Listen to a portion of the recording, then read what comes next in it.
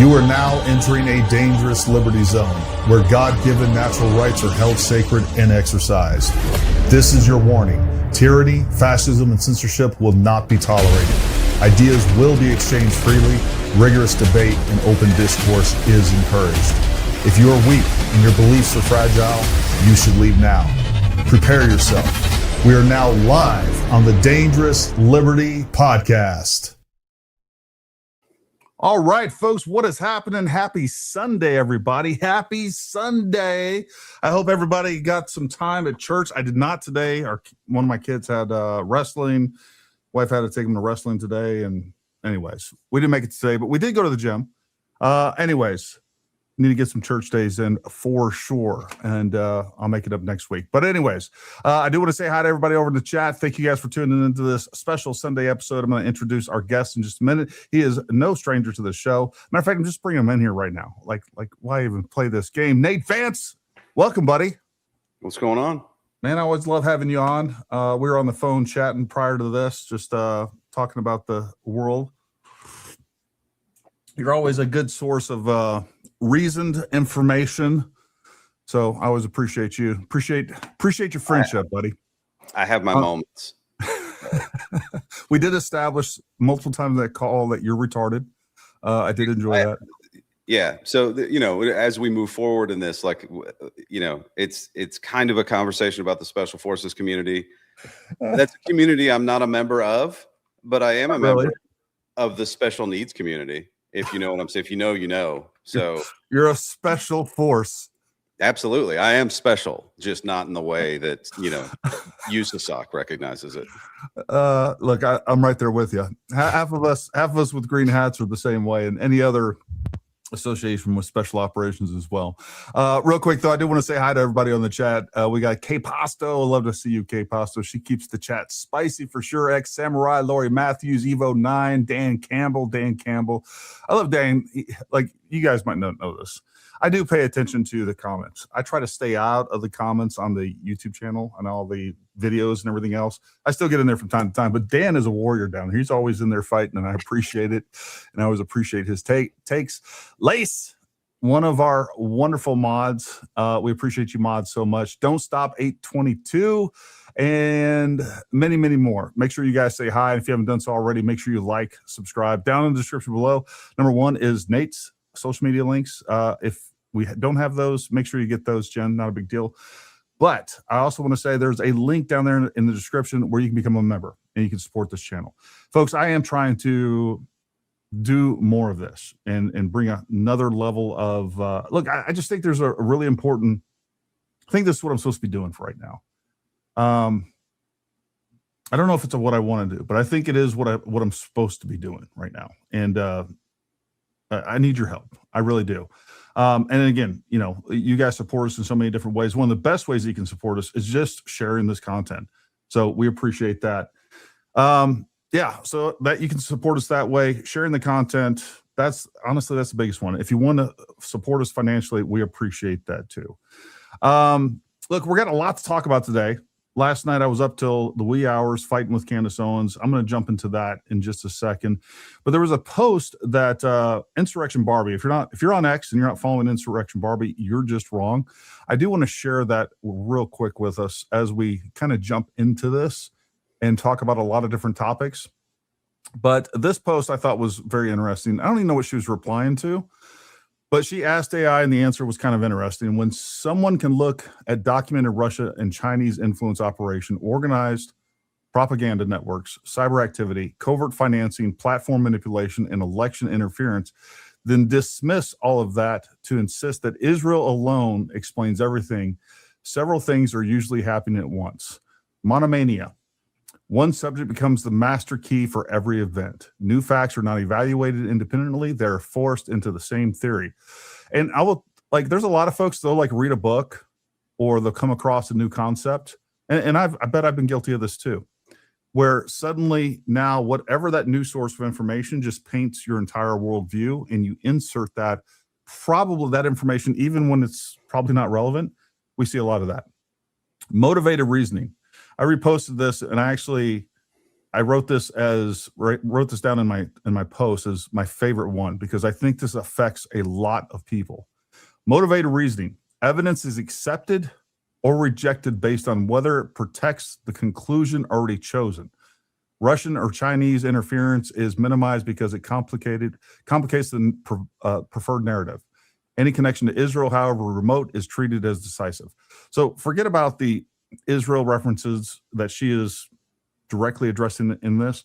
But all of these things we're going to talk about are relevant to any topic at all. And I think motivated reasoning, and we see this all the time, and I'm sure we're all guilty of it. But motivated reasoning is evidence accepted or rejected based on whether it protects the conclusion that we have already come to.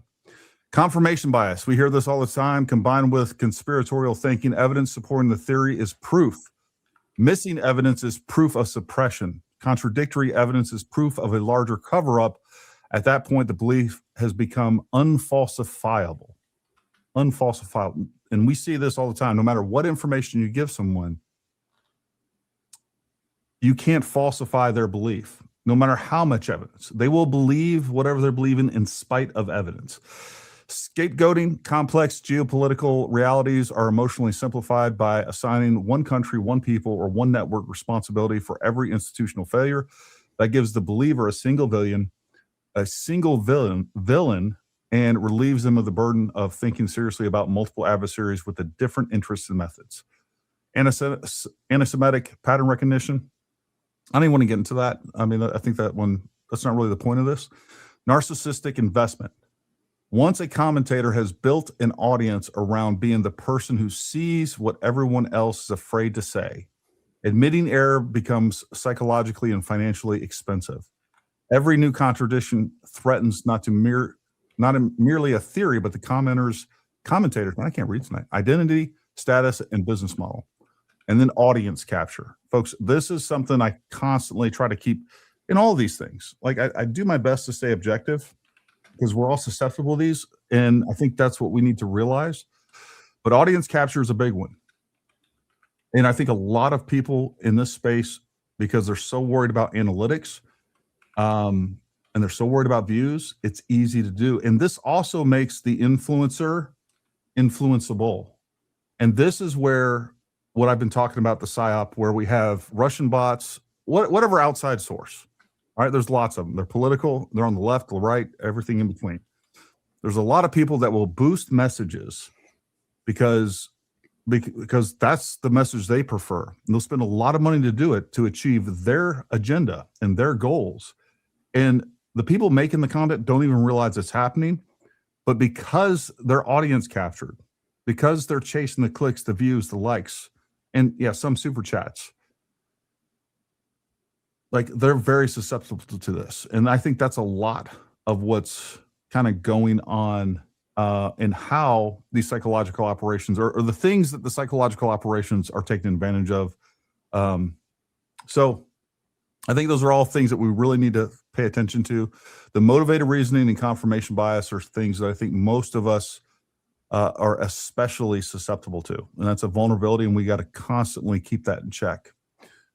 What do you think about that, Nate? No, the motivated reasoning is what I was like. There was a space you were in the other night, and I was going to bring it up. Where if you want to see something, you're going to see it. Yeah. And I'm sure you've done a lot of pull and watch. I mean, that's part of any operation, right? You pull watch like at night.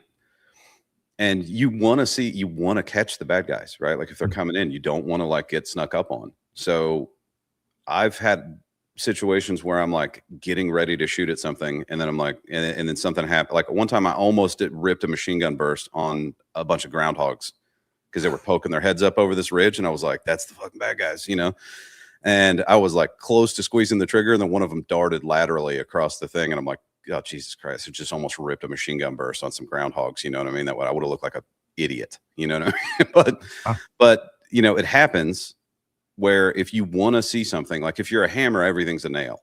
Yeah. So if you're looking for conspiracy all the time, just because you assume there's conspiracy in everything, you're gonna start seeing patterns that don't exist. So yeah, I agree.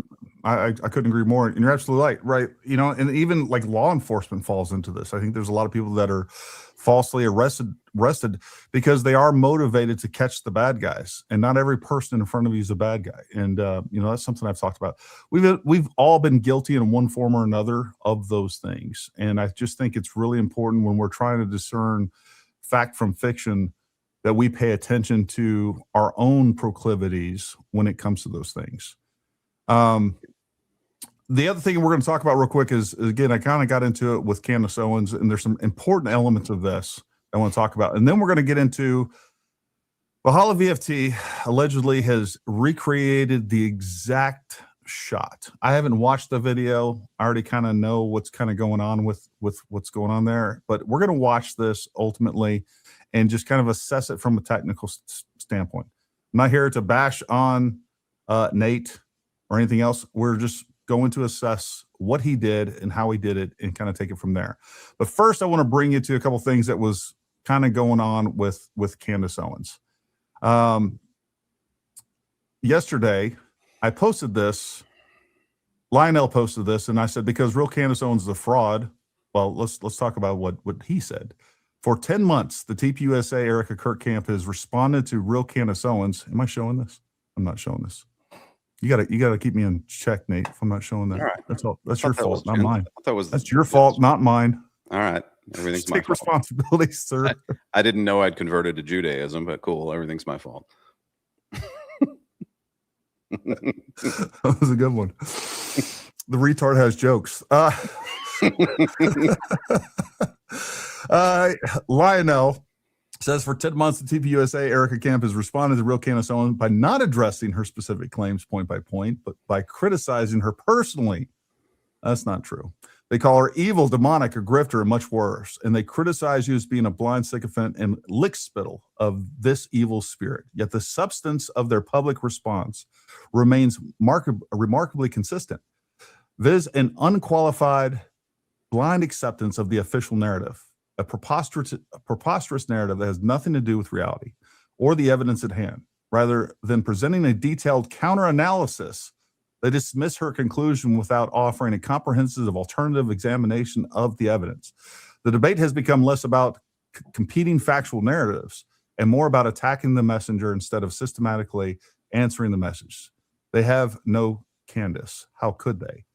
And I said, well, that's because Candace Owens is a fraud.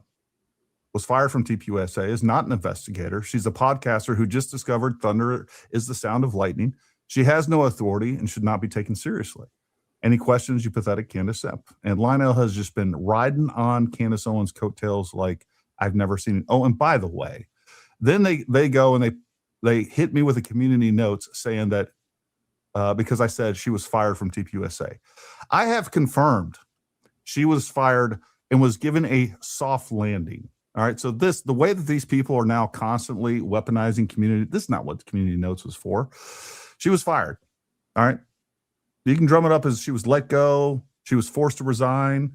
Again, what they ended up doing is basically getting her position at PragerU because Charlie wanted her out. And I'm trying to get an official statement on that. That may be coming. We'll see. I was literally never fired from Turning Point USA. This is entirely made up story since Charlie's assassination. I said, oh, look, Charlie's DEI hire sliding into my comments. Let's play semantics all you want. You were forced to resign, period. And since you're suddenly demanding specificity, you hilariously lied through your teeth on the Sean Ryan show. Just one more of many. I'm keeping score, and I bet Dylan Law recorded every word of it. More proof of your malice and dishonesty. And let's play this video real quick. I love it when Charlie's DEI hire shows up in my comments. Yes, you were fired. Or technically, you were forced to resign. Everybody knows it. If you want to play semantics and you want to be specific, let's do that. You remember just the other day on the Sean Ryan show, Candace, when you lied to everybody, including right to Sean Ryan's face, and you said this. And then this Brian Harpole one, which I'm being sued because of your show. So wait a minute. What exactly? What? It's crazy. What is he suing you for? Defamation, which is difficult for me to comprehend, saying that I defamed him because I said that the security team was incompetent. And so he's blaming me for a loss of revenue to his business because I said he's incompetent. Now, Candace, that was a flat out lie. And you know it. You're not being sued because you said Brian Harpole did a bad job. You're being sued because you're claiming that Brian Harpole was part of the conspiracy to kill Charlie Kirk. You're claiming that he had foreknowledge and was involved in his death. But for everybody out there, don't take my word for it. Let's read the lawsuit. Snow entered into a conspiracy with Owens for the express purpose of engaging in a coordinated and deliberate campaign designed to defame Harpole and ruin his reputation. Owens and Snow agreed that Owens would use her network, including her podcast, website, and social media accounts, all of which are controlled by either Candace Owens LLC or George Tom Inc., to promote and publish Snow's fallacious narrative that Harpole was involved in the plan with the United States to have Kirk assassinated. Paragraph 40. Importantly, the description of the episode reads, after today, I do not know how this leads to anything other than a full confession from the government about their involvement in Charlie Kirk's assassination. The description read within the context of the content of the episode clearly sends the message that Snow witnessed Harpole leaving a meeting where he was conspiring with the military and or federal government to have Charlie Kirk assassinated. Paragraph 42. The claim that Harpole was present at Fort Huachuca on September 9, 2025 for an alleged meeting is verifiably false, as Harpole's travel records plainly place him in Dallas, Texas. There would also be records showing Harpole's access to the base. Owens had access to these records, but dismissed them without any investigation, claiming they did not provide an alibi for when the meeting concluded. To avoid any uncertainty, Brian Harpole has never been to Fort Huachuca. Not ever. Additionally, there's no evidence that such a meeting even took place with or without Harpole. Despite the verifiable falsity of her claims, Owens viewers and supporters understood via responses that she was claiming Harpole conspired with the Trump administration to assassinate Charlie Kirk. So there you go, Candace. You're caught in just one more of a long history of lies over the last 10 months. You got a trail of lies, but what you don't have is a single piece of evidence in the last 10 months. Not a single 10 months, millions of dollars, over 200 episodes, and you don't have a single piece of evidence that would be admissible in court. You're doing a great job with the investigation, but you're not being sued because you said Brian Harpole did a bad job. You're being sued because you are accusing him without a single piece of evidence of being involved in Charlie Kirk's assassination. And you're just a liar. And by the way, TPUSA and Erica Kirk are going to end up suing you for the exact same thing, and I can't wait to see it. And what also proves that you're disingenuous and just a flat-out liar is that Erica Kirk gave you the information you needed to exonerate Brian Harpole, or at least gave you information that indicated that. You don't have to buy into it, but what you did have a responsibility to do was to tell your viewers. But yet, during the interview with Mitch Snow, you didn't even mention it once. And don't even go with, oh, I was texting Brian Harpole. You released that original episode on December 8th. You didn't even send Brian Harpole. And by the way, you already implicated him in that first episode. You didn't send him any text messages until after your meeting with Erica Kirk. The damage was done. You already claimed that. This was only after she found out that he was thinking about suing her, by the way. And then suddenly she wants to do some due diligence. He was part of the conspiracy, and that's exactly why you're going to lose this lawsuit, because you acted with malice and you omitted that information, which you had a responsibility to give your audience, and you didn't. And I'll leave you with this little tidbit right here. but I don't like little lies. That's what I will say. Something that I always say in my household is when there is one lie, there's 20. And lies by severe omission, I'd like to be very clear, are lies. Lies by severe omission are lies. So that was the video I posted in response to her. And this is her response. It just is crazy. You literally did not read the full lawsuit. For those of you watching, you guys know I actually had the Beard lawyer on. We went through the entire lawsuit. There's like 70 paragraphs.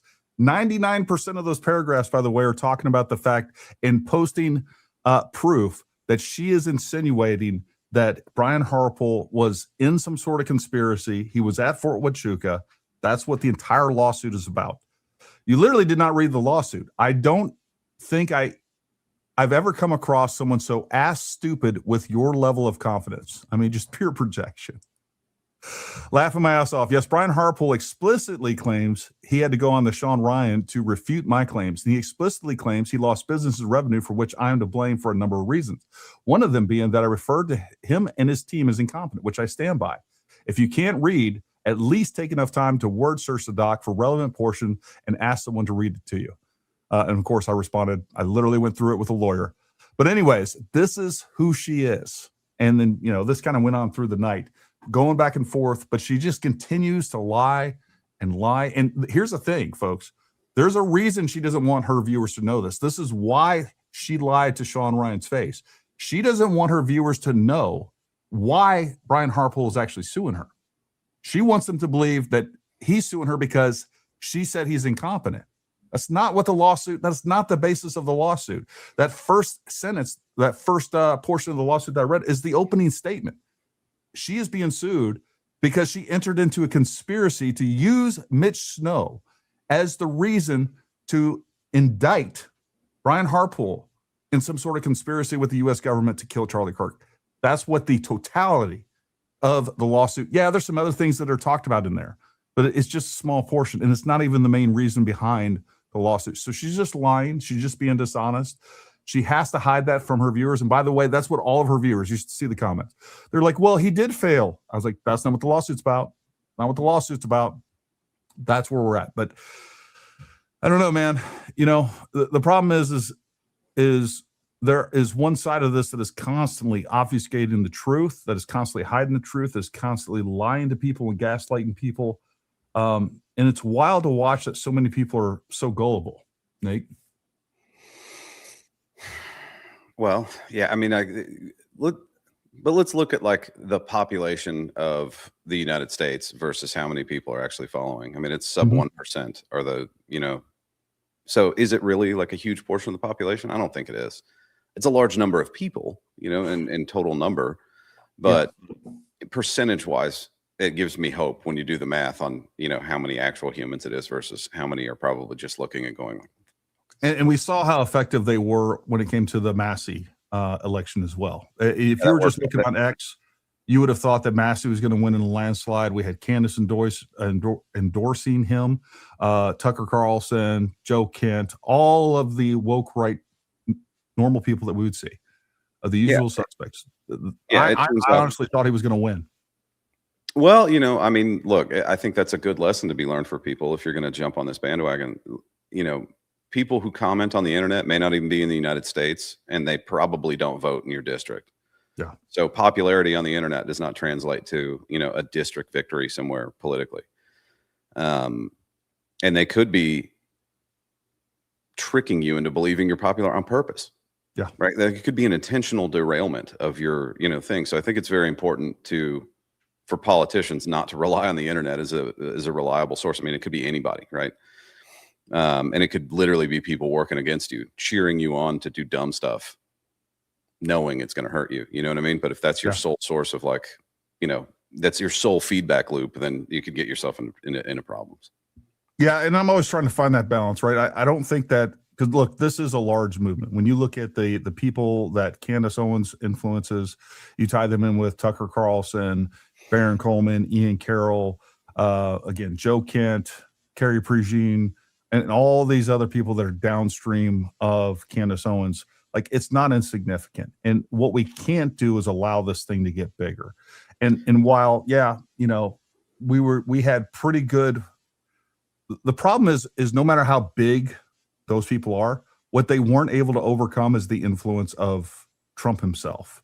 Like, that's what they were up against. And literally every single person that Trump endorsed, just killed it in the primaries. So, we're going to wait to see what that actually translates to when it comes to the midterms. But here is, it doesn't take much to affect the midterms. You get a couple of people, and I think a lot of this is, number one, sowing a lot of confusion, just trying to see what works and what doesn't, what narratives work. I think that's part of this, is they're constantly testing these different narratives and seeing where they're going to go. And then on top of that, it's just a matter of seeing how effective these are. And it's a demoralization portion of this too. It's like trying to convince everybody that, look, our government is ran by a bunch of the Epstein class and all these other things. And it doesn't take much to get a few people to stay home to kind of completely change what the electorate looks like after the midterms. Yeah, and I think that's the important part. If this is an op and people are like, yeah, but it's it's only a few percentage points. Well, most elections are won or lost by a few percentage points. Yeah. And when it comes to control of the House or the Senate, it's only one or two districts really need to kind of flip in order to make a pretty dramatic change in the direction of the country. So I think if some of this is foreign influenced, like we've talked about before, they're not really concerned with changing everybody, right? And I don't think they ever really feel like they're going to be successful at changing everybody. But if they change a few percentage points, and then we're constantly flipping back and forth between this polar opposite, this dichotomy between the far left and the far right, it's like, okay, we take 2 steps forward and 2 steps back. We're constantly changing directions, and if we're fighting each other, we're not looking outward and facing the external threats that might exist. So I think that's their plan, really, is just to those few percentage points is what they're targeting. That's all it takes. And I've talked about this before. This is a distraction operation. Whether we're talking again, pay attention to Trump or pay attention to Israel, that's fine. You and I have talked about this. We can have the geopolitical discussion about our relationship with Israel and all those other things. Perfectly fine. How much money we send to different countries, how much money these different countries pour into the United States. Perfectly relevant and good discussion that every American should have. That being said, if all you're going to do is focus on Israel, which seems to be the shtick among a lot of these people, and you're not talking about the massive influence that China has on a regular basis, the fact that China, Russia, Iran, and quite frankly, all of the jihadi states, the freaking Islamist states, and also Europe, all of these groups, they're working together and they hate Trump. They hate Trump. They do not want MAGA to succeed. They would much rather have a weak Republican in there or even better yet, a Democrat. And I think the DNC at this point is completely aligned with the CCP. I don't see a difference because everything that they do is a slow transfer of power from the United States to China every time they're in office. Oh, and by the way, they flood this country with illegal immigrants. That is intentional. It's strategic. They are trying to destroy and undermine this country. And if people don't realize this and wake up, we're not going to have a country left. Yeah, they're flooding people with immigrants so they can create a voting bloc. Yeah, that's what it is. It's not. And if people look, the reason California is part of the United States is because that's what we did, right? Yeah. This is not a new tactic. We sent people to California, like America, the United States, in the 1800s. We were it was a kind of a competition between the Spanish and the United States for who was going to claim California, and we created a legal, point by saying, well, it's mostly Americans there. You know what I mean? And then, well, we should have elections, which kind of, who do you want to belong to? And we flooded the zone with people that were American like-minded. This is not a new I'm not criticizing the United States. It was 100-something years ago. You know what I mean? Yeah. But that's how California became an American protectorate and then eventually a state. You can look up Kit Carson. There were battles fought over it. I mean, this is not unknown. It's a public thing. Send people there so we can flood the zone with Americans. They're trying to do the same thing. Yeah, and you can look at the result of that. But it is completely ran by Democrats. I mean, you're not going to win an election over there if you're a Republican. So there is there's a dominant party there that's that decides everything, and it's not good. And that's why people are leaving California in droves. Every policy they get wrong, every policy that they do. And this is why it was so sad to see, Spencer Pratt and some of these other folks out there that were running that wanted real change. But I mean, you can see every time they come to a fork in the road, they go down the road that's going to destroy their own state. And you're right. If we lose 2028, if we lose the midterms, we're most likely going to lose 2028. And the Democrats have already laid out the plan of what they're going to do. They said they're going to get rid of the filibuster. They're going to pack the Supreme Court. And you better believe they're going to push through legislation. If they win the House and the Senate, they're going to push through legislation that is a path to citizenship. And by the way, the first thing that whoever president, Democrat, I don't even know who's going to run at this point, but if a Democrat's in the White House, they're going to open up those borders. And you think it was bad during Biden, wait till you see what they're going to do this time. And now when they've packed the Supreme Court, they're going to flood the lower courts with activist judges as well.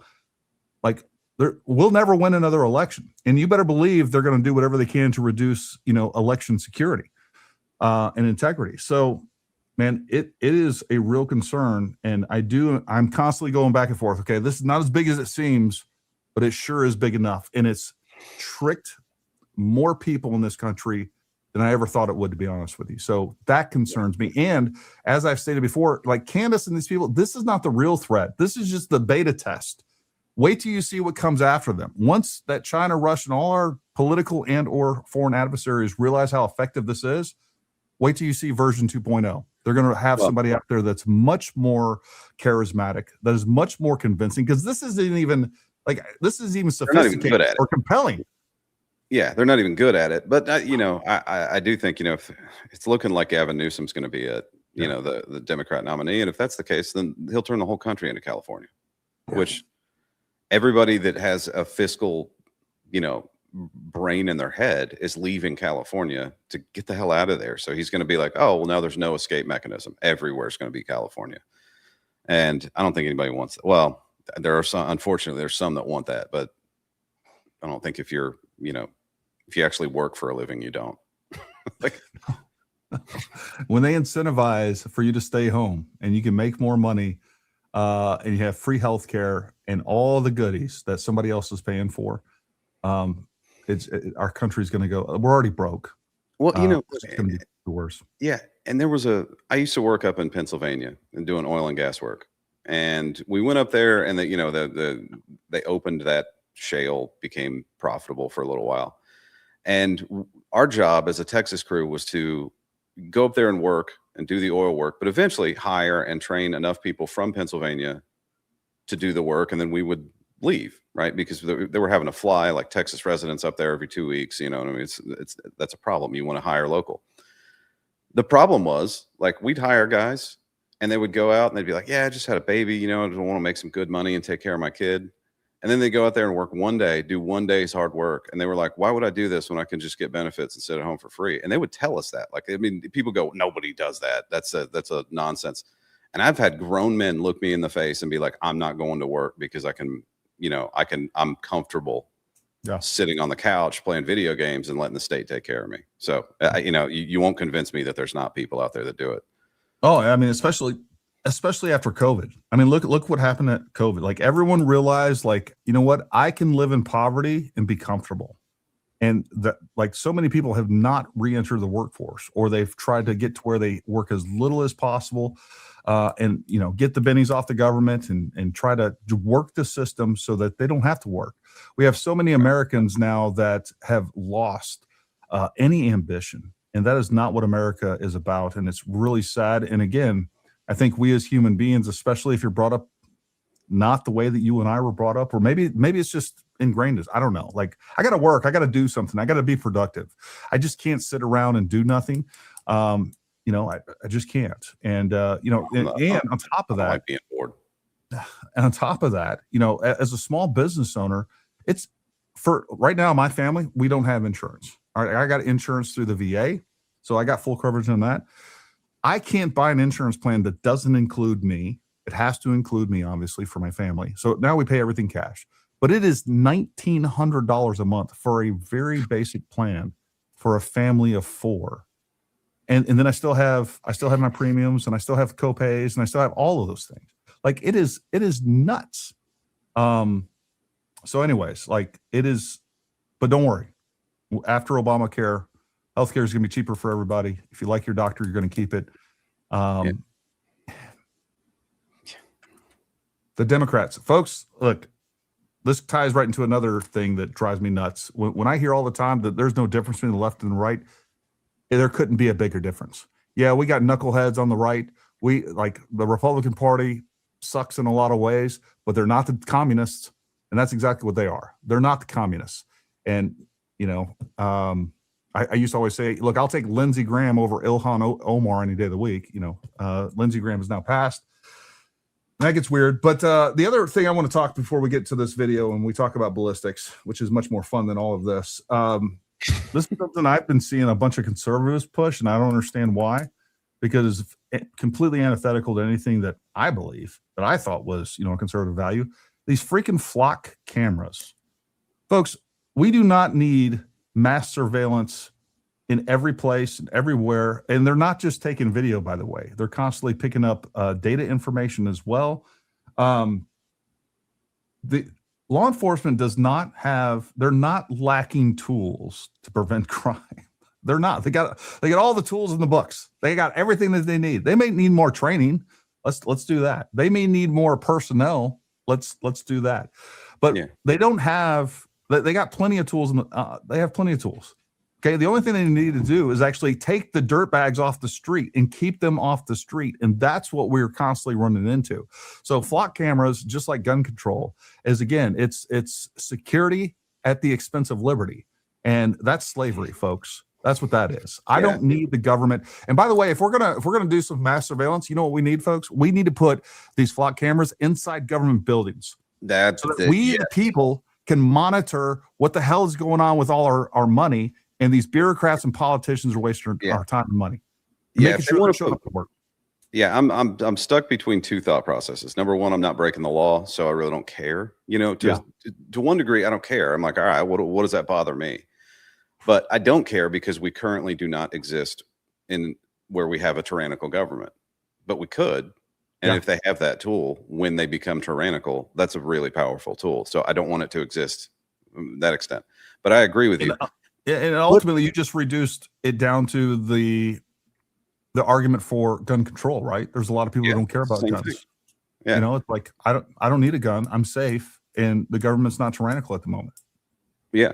So you'd change your mind if the government became tyrannical, right? Yeah. You'd be like, now I really would prefer to have an AR. But the other part, like what you said, is a really good point. Put those flock cameras in every congressional member's office, in the office of every lobbying firm, right? And until you're willing to do that, I'm not interested. The government should not come to me and be like, you need to be surveilled. You need to be surveilled. Yeah. The government is not here to monitor the people. The people monitor the government.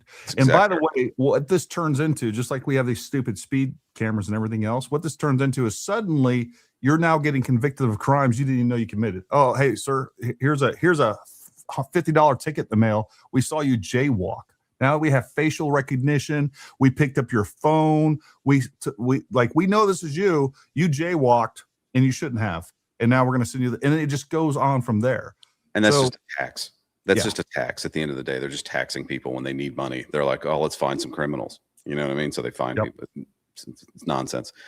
Yeah, I don't know the legality of like just convicting people of stuff like that without, just based on a camera. I don't think that works out. I think you can fight those. But then the problem is you got to fight it. Exactly. Fight the government.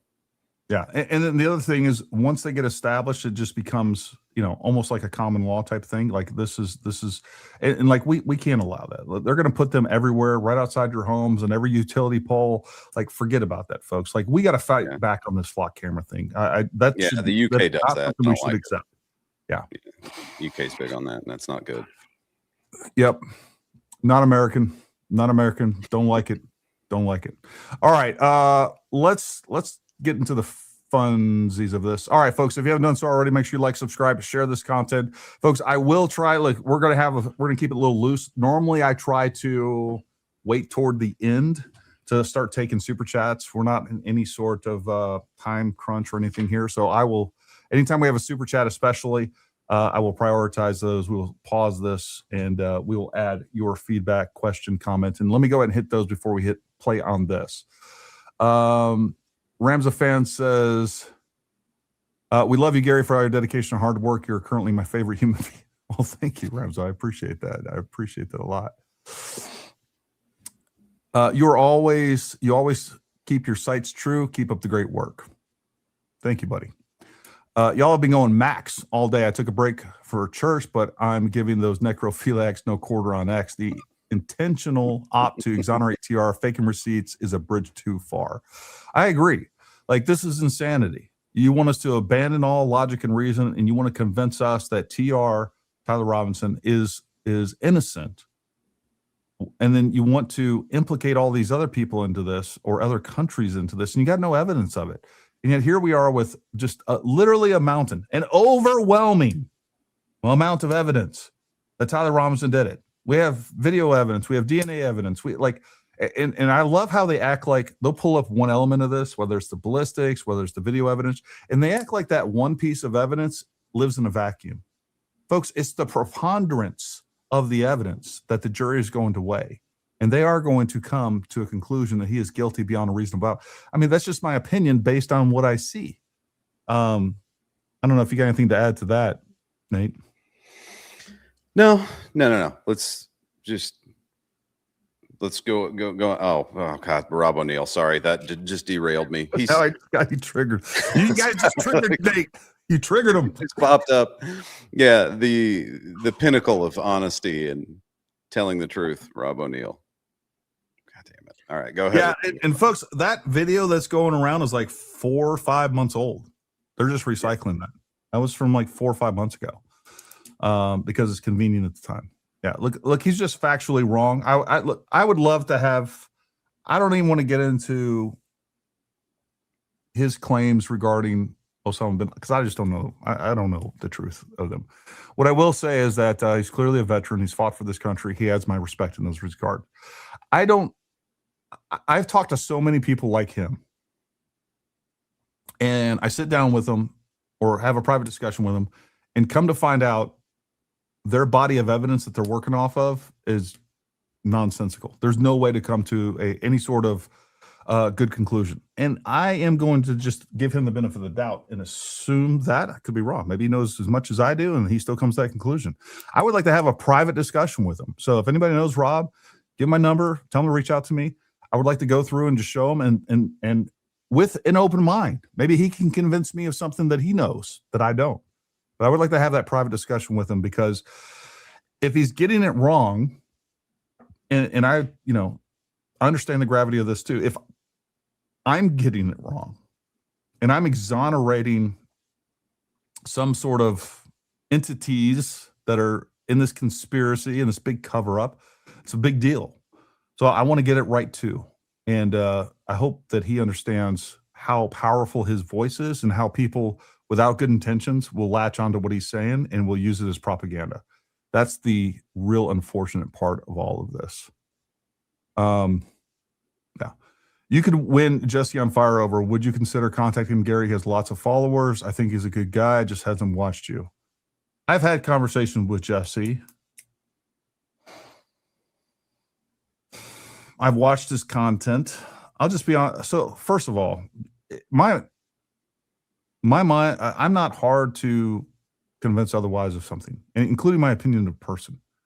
I genuinely try to be gracious as I possibly can. The other thing I understand is the further that we get from a normal interaction, which is a person-to-person interaction, the less civil that we become.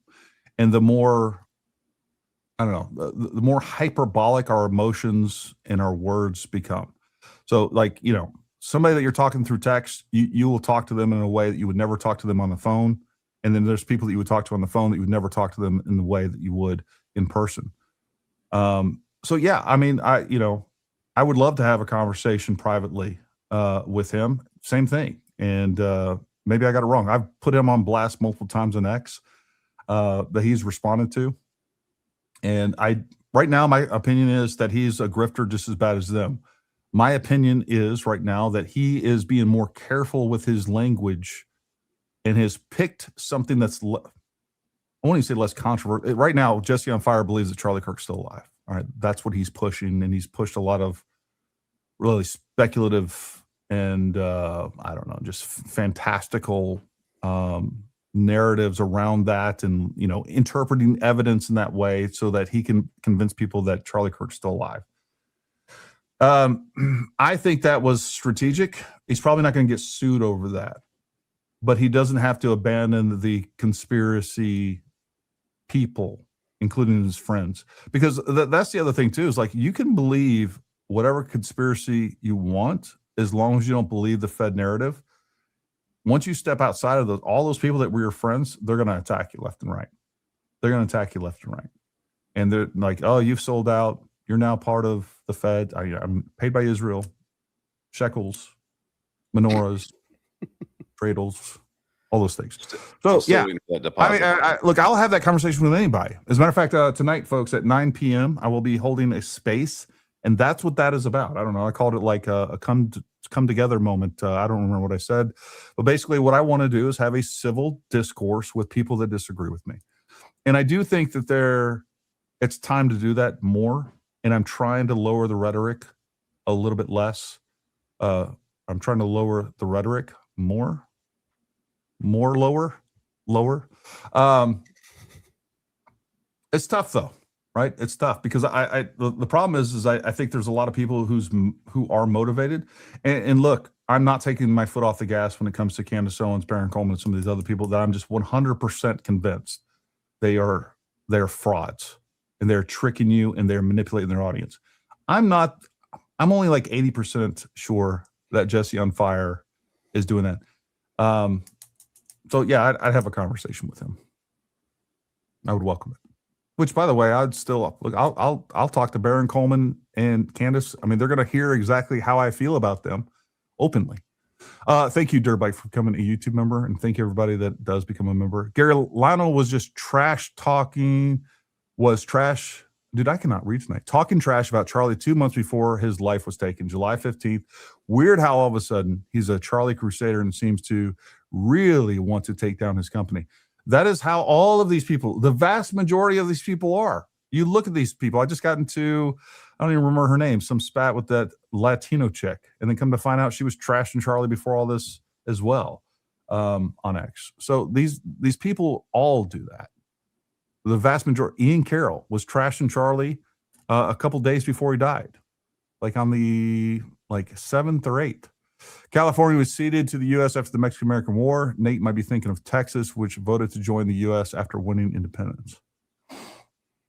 No, go look up Kit Carson and his contribution to making California a state, and there was a very concerted effort to move. Yeah, and then California, they did that. They moved. There was a war, but we won that war because we moved Americans there to participate in it, right? And then it was the same thing with Texas. We did push people into Texas. We've done this before, right? Like, and it's an age-old thing, right? Like that's what a lot of people do is they move their citizens into a territory. Then they say, well, look, it's like, our people are there. But in the current U.S. democratic process, if you come here and then you just get to vote, you can just change it with a vote instead of a fight, right? So that's where I was going with that. Yeah. I like it when you're wrong because people will pay to correct you. So I like it. City of Tucson TPD Pima County Courthouse told us in writing that it is a waste of time plus money to hold anyone with Hispanic last name accountable for their debts or crimes, so Caucasians are accountable for them instead. Yeah, that's a real freaking problem, especially when we've just added probably somewhere around 20 million more in the 4 years of Biden. And that's probably a low estimate, to be honest with you. So who knows? Who knows? Crystal says, thank you, Gary, for speaking with common sense, something that seems to be rare now. Please know that you are appreciated in your prayers for you and your team. Thank you very much. Keeping it loose. Artie Trolls in the house. Folks, if you're not following Artie Trolls on his YouTube channel and X, make sure you guys go follow him. He's a good friend of the channel. I need to have him on more often. You're awesome, Artie. Love you, buddy. Keeping it real. Mosley John says, Mr. Gary, sir, I'm getting so tired of the conspiracy nuts confusing Turning Point USA with a government agency. It's a private nonprofit. The security is private with no official authority. Yeah, I've had that discussion. Like, they think that Charlie Kirk should have had a Secret Service detail. That's what they think. And that's just not how private security works. I don't care. Look, there is no private security, even that they know the truth. There's no private security going to come out and defend what happened at TPUSA, what happened at UVU, right? They're not going to say, look, that's just the reality of it. What are they going to do? Like, yeah, they really screwed up. Well, we would have done it better. Like, of course, they're companies. Yeah. I mean, they're in competition with one another. But look, I used to teach security for diplomatic security, tactics, techniques, personal security details, like all of that stuff. I know how often they fail, and they're extremely well funded. And I also know the different challenges they face on a regular basis, how there's always vulnerabilities. And honestly, a lot of times, even a much more robust security detail, like a diplomatic security detail, they run around up armored vehicles. They all have firearms. They all are authorized to use firearms and deadly force. Like they have all the bells and whistles, radios, like you name it. Like most of that is just a deterrence because there's always vulnerabilities. And I could think of 50 more vulnerabilities of how Charlie Kirk could have died that day by someone if they decided, look, all you need is the means and the will most of the time. Yeah, that's just true. It's been stated multiple times, like prior to the Charlie Kirk thing. If you're motivated, like if I was motivated enough and I'm willing to risk my life, right? Like I'm willing to surrender my life. Yeah. I could kill anybody. Yeah. Right. Like it's not, nobody's ever totally safe. It just depends on how much money you have. Like, you know what I mean? To be able to, get weapons and tools and things like that, and how motivated you are. And if you're so motivated that you're willing to die or go to prison for the rest of your life, it's nothing stop. You know what I mean? Like, unfortunately, right? There's holes everywhere. Luckily, most people don't know how to spot those holes and know what to do and know how to use these tools to leverage them. But you're never totally safe. Something can get you all the time. Yeah. And look, a long range, and I don't consider 138 yards long range, but when it comes to security as long range, that's outside their scope and capabilities. Like they are glorified bodyguards. They're good for like a 30-yard bubble around Charlie Kirk. They're good for the arrival and departure. And even within that bubble, look, if you guys go back and look at the footage, the videos, things like that, we have hundreds of people right on that rope line, right, where all the bike racks are that are holding them back. And then you got a couple of security guys that are, sparsely spaced in that area to observe and control those people. Like just about any one of those within arm's reach of those securities, all they got to do is wait for that person that's nearest them to look somewhere else. They could have pulled out a firearm and got a shot off before anything could have happened. Yeah. Because that is a carry campus, folks. You figure there's 3,000 people. Let's say 10%. Let's just go 5%. There's probably 150 guns in that crowd alone. So yeah.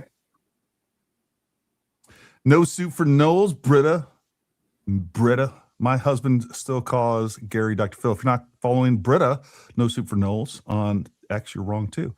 I don't know what he means by Dr. Phil. Does he mean my voice? Clarify that. Send me another $2 and clarify that, Britta.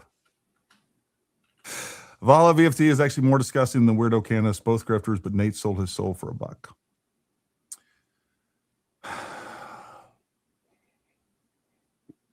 I don't disagree with that.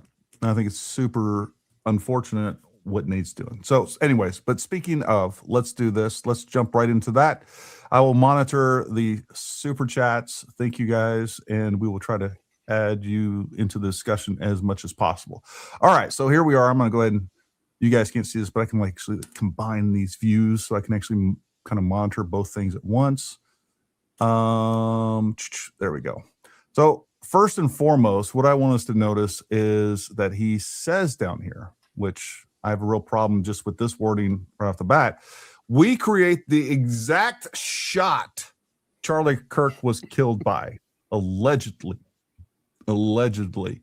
I mean, that looks just like what happened to Charlie Kirk. I mean, if I was going to recreate something, that's probably what it would have looked like. And look, folks, this already had 105,000 views in 3 days. We might go through the comments. I'm curious to what people's takeaway from this was. And I haven't watched this video at all, so we are reacting to it in real time. But I already have some real problems with this setup, but let's go ahead and play.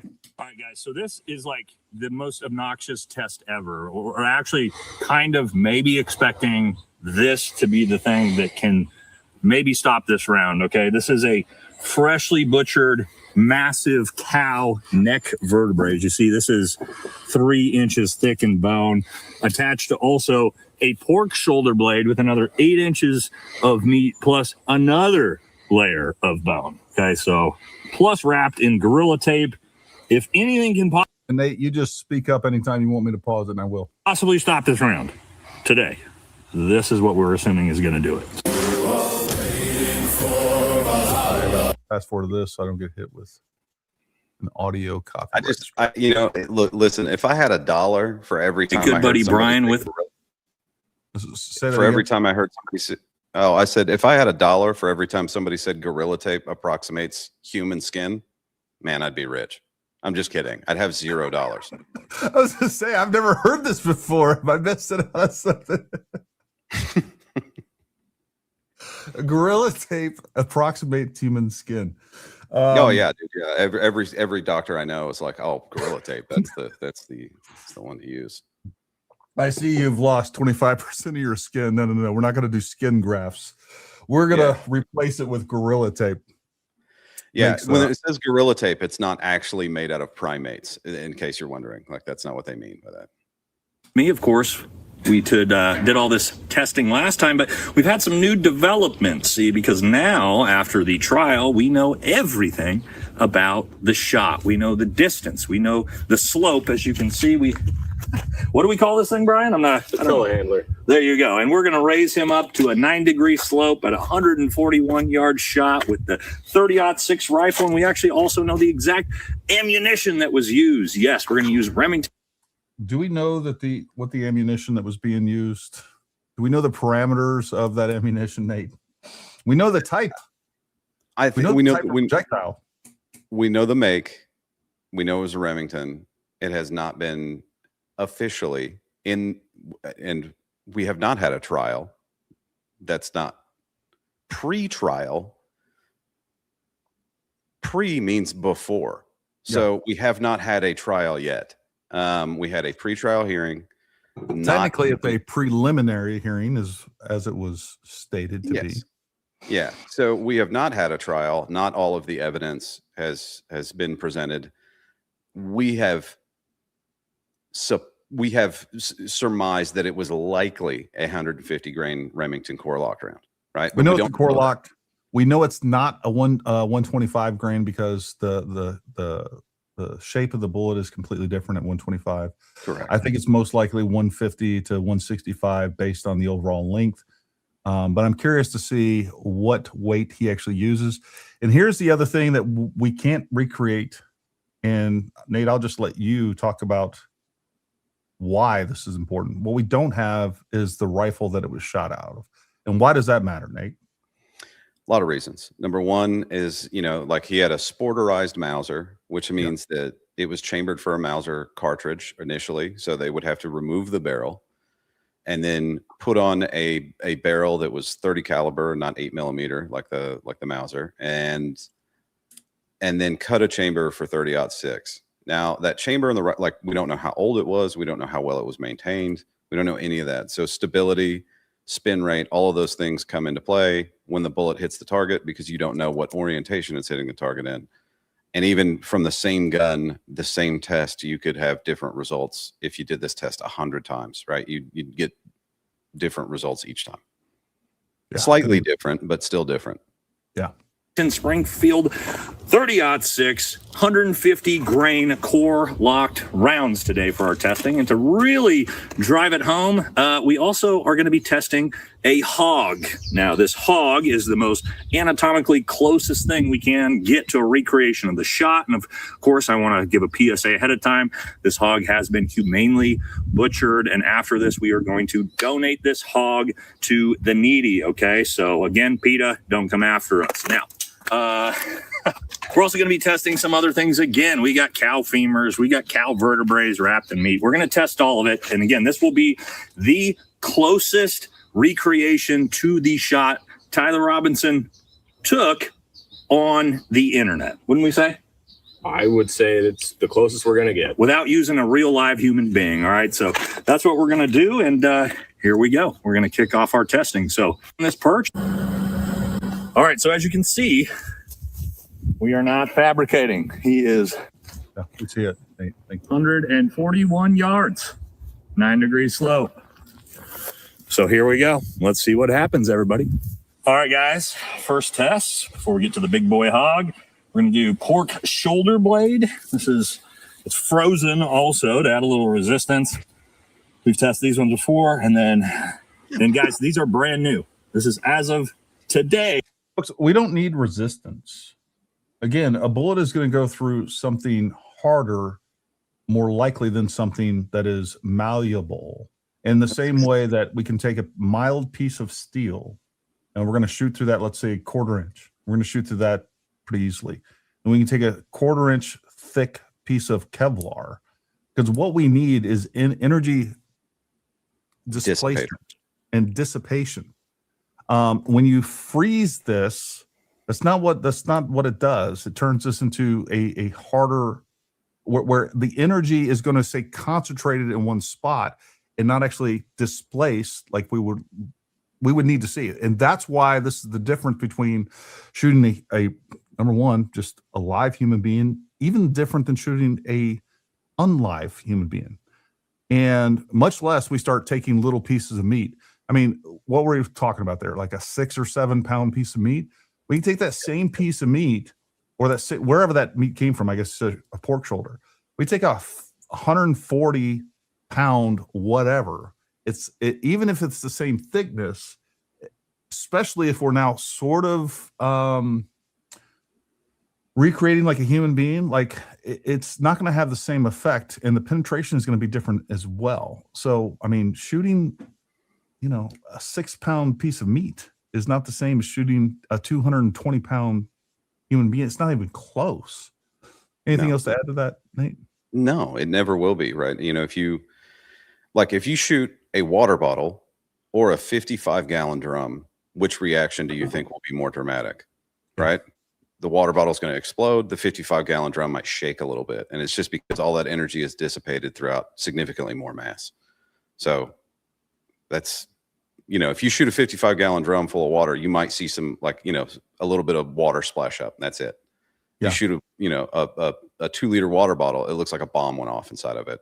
Bomb, get it? Explosives, you know what I mean? But it could have been a water bottle underneath his shirt. That could have been what it was. Yeah, maybe he was wearing a camel. We didn't see anything get wet, but there's doesn't matter. That doesn't matter. Water bottle, it'll dry water bottle. Yeah, they invented it. And folks, we're gonna have some fun with this tonight. But when we get to like the technical aspects of this, we're gonna be serious and not just, it's not just gonna be joking and complete comedy. But we're gonna add some, because this is a little funny. Patriot Lady 1991 says, I don't have words left to describe Candace Owens, the evil dingbat of a witch. You found the words. Patriot Lady. Oh, look, I found some. I didn't even read that for you. Time will tell what happens to her in her show. Garbage heap of history, I pray.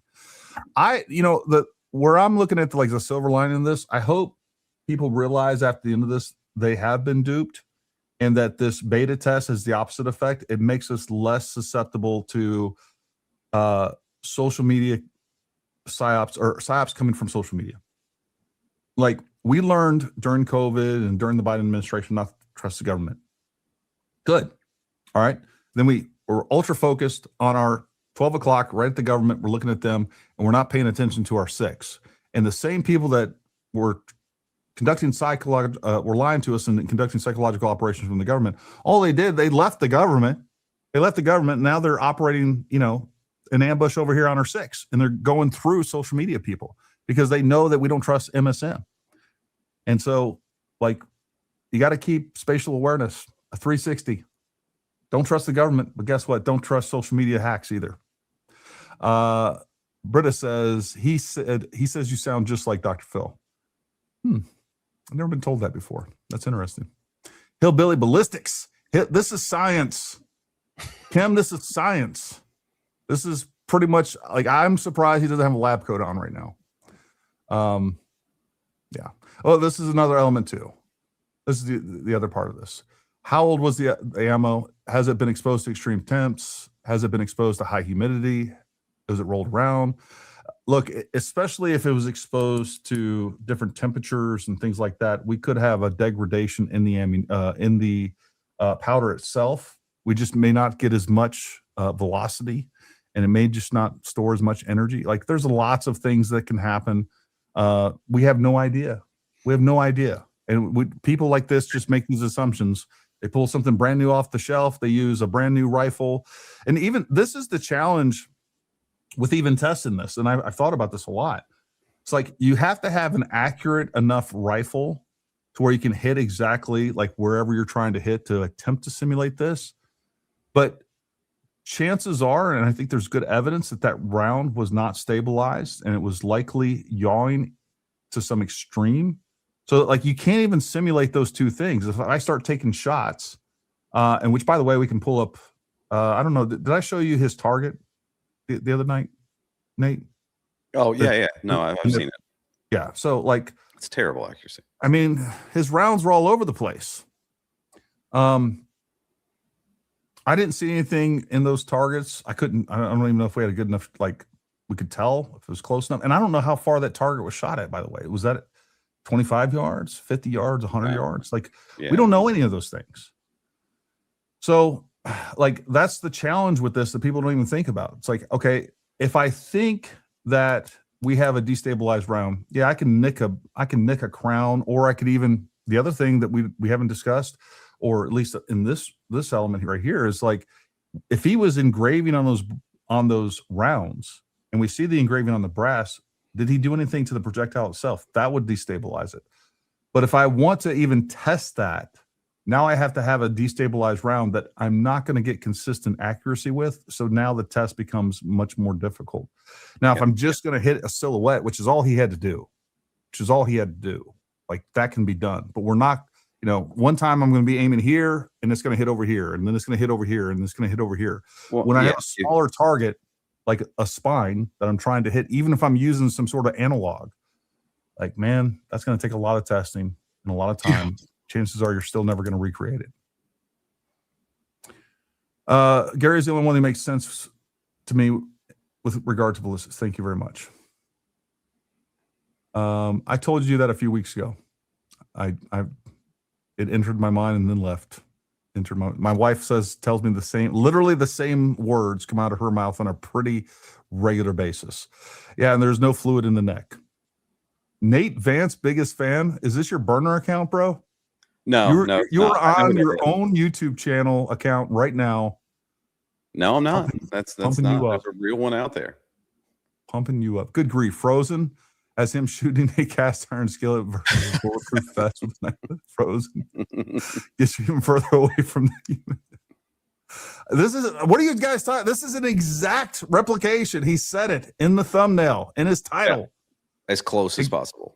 It's exact. We create the exact shot. You guys see it right there. His words, not mine.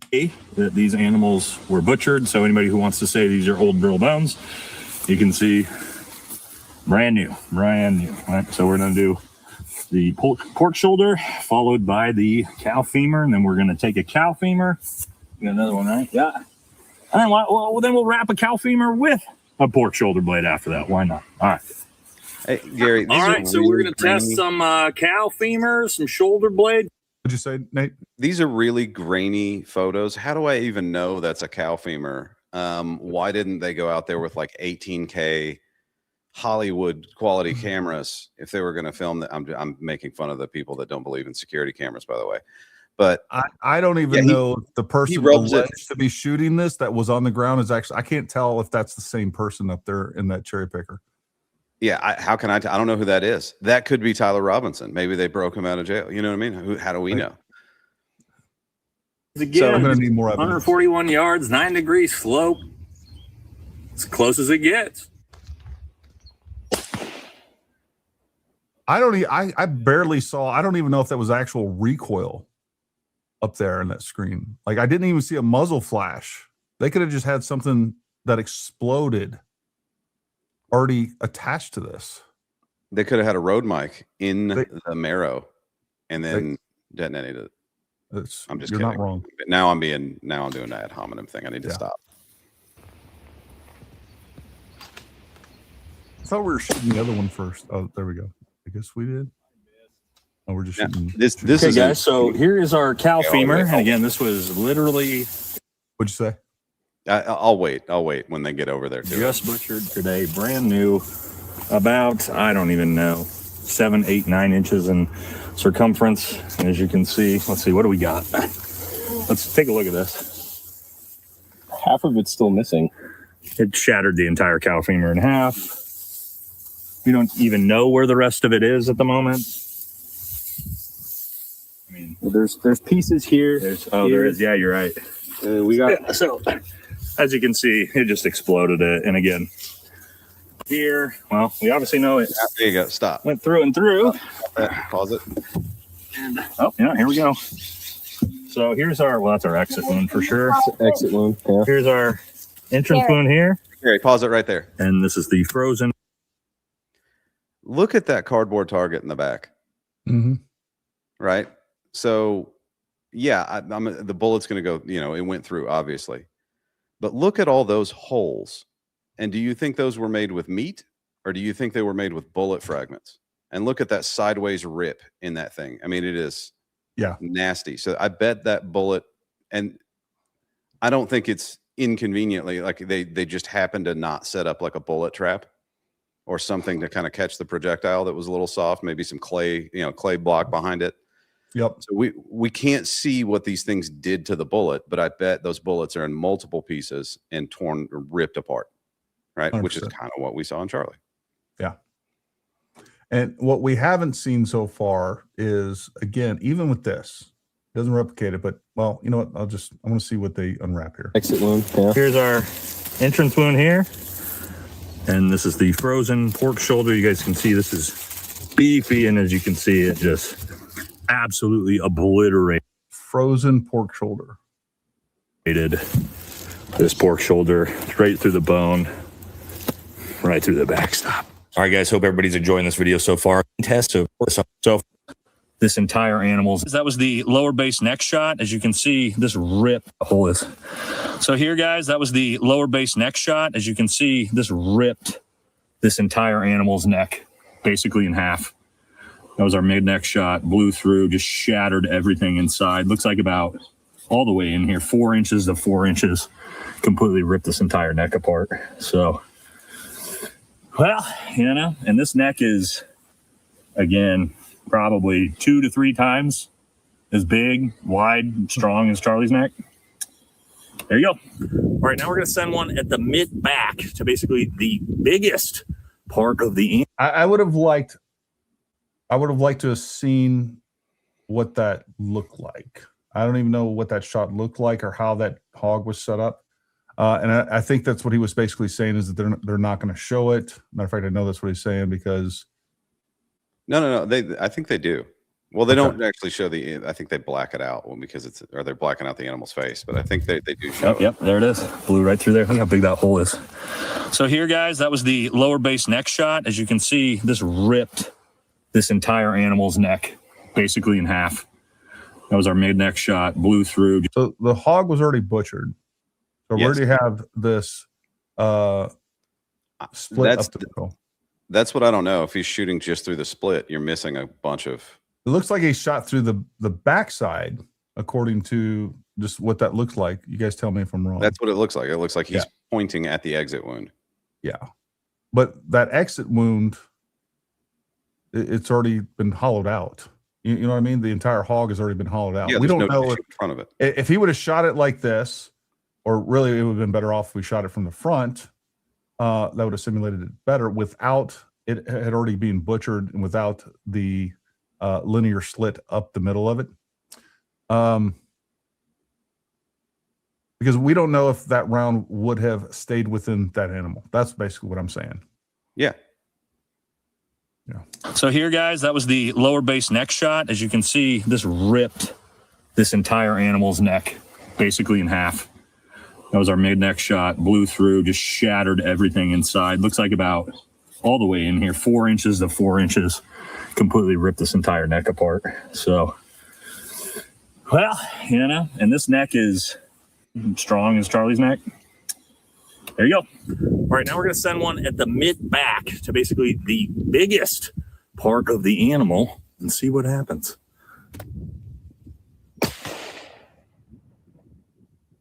You guys can see soft tissue. Brian's pulling up. There's just fragments of bone.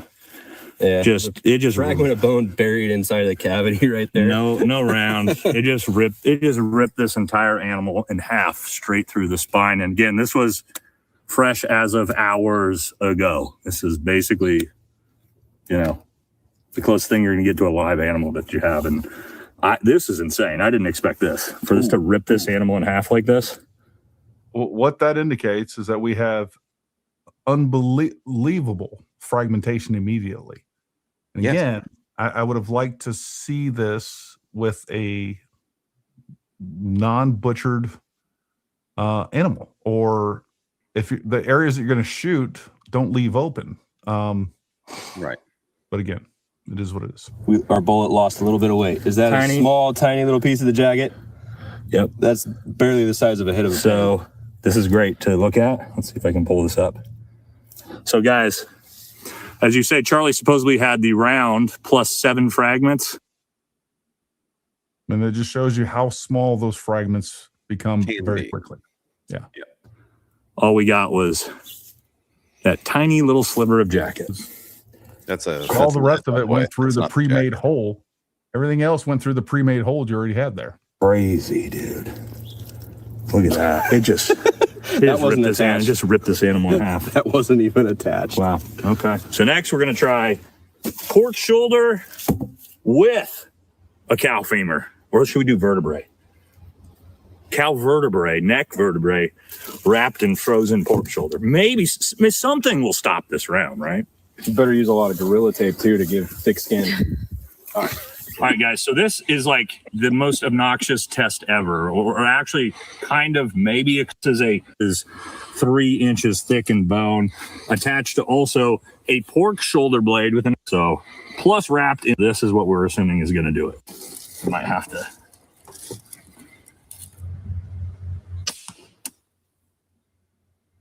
We did this was what we thought maybe would be the thing that might stop this round, right? We did a brand new massive cow neck vertebrae wrapped in about 8 inches of sheep meat, and then also sheep shoulder blade. Okay, so I don't know how many layers of massive bone, but as you can see, we had a separate ipsic on the bottom. Well, as you can see, they blew through everything. So let's see the results here. So here's the exit wound, as you can see. And we shot it actually from the front of the pork shoulder, but as you can see it, I mean, look at this hole, shattered the bone, massive exit wound. Here's as you can see here, guys, here's our entrance wound, right? Great shot. Thank you. Look at that. That's about as perfect shot as you get. Straight through the front of it. And you guys can see look how much meat this is, guys. Look at me.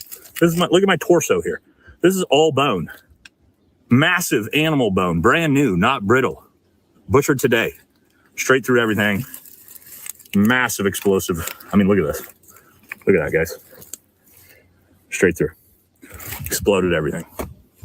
So, again, this is we could possibly get, right? And this is just obnoxious. So, there you go, guys. There you go, guys. The exact Replication shot. of a human. Yeah, The exact no shot. difference. No difference. And listen, there's a term in like metallurgy. You can have two things can happen to metal. You can have high temperature induced weakness, and then you can have low temperature induced embrittlement. So when he's like, "Here's this fresh, not brittle bone, but we froze it. Now it's brittle." So I get it. Look, and he's saying that it's unlikely that a 30-06 would stop in a human neck. And I agree with that. We've said that. It's unlikely, but he has not defeated the concept that it's possible with his singular test or two tests. And the best tests that we have are Martin Luther King, Chuck Ritter, Shane Hill. It's as close as it could possibly be to replicate it. And all three of those people were shot with 30-06, closer distance than Charlie. Yeah. All of them shot in the spine, and all of them did not have an exit wound. I don't know what else you need. And then Yeah. impossibility is defeated right there. Yeah, It is. 100%. And then let's just say we don't even have those examples. It's a 1 in a billion shot. When you have the preponderance of the evidence that we have, we know that we have the evidence of him on the roof. Now, if we didn't have those examples, or we had no other examples, which I can pull up dozens and dozens and pathology reports and military studies, if we didn't have those examples, I'd probably still be on the side of like, hey, look, we need more information. But I also know when it comes to ballistics, nothing's impossible. Nothing's impossible. Yeah, I've seen bullets stop in like magazines. Yeah.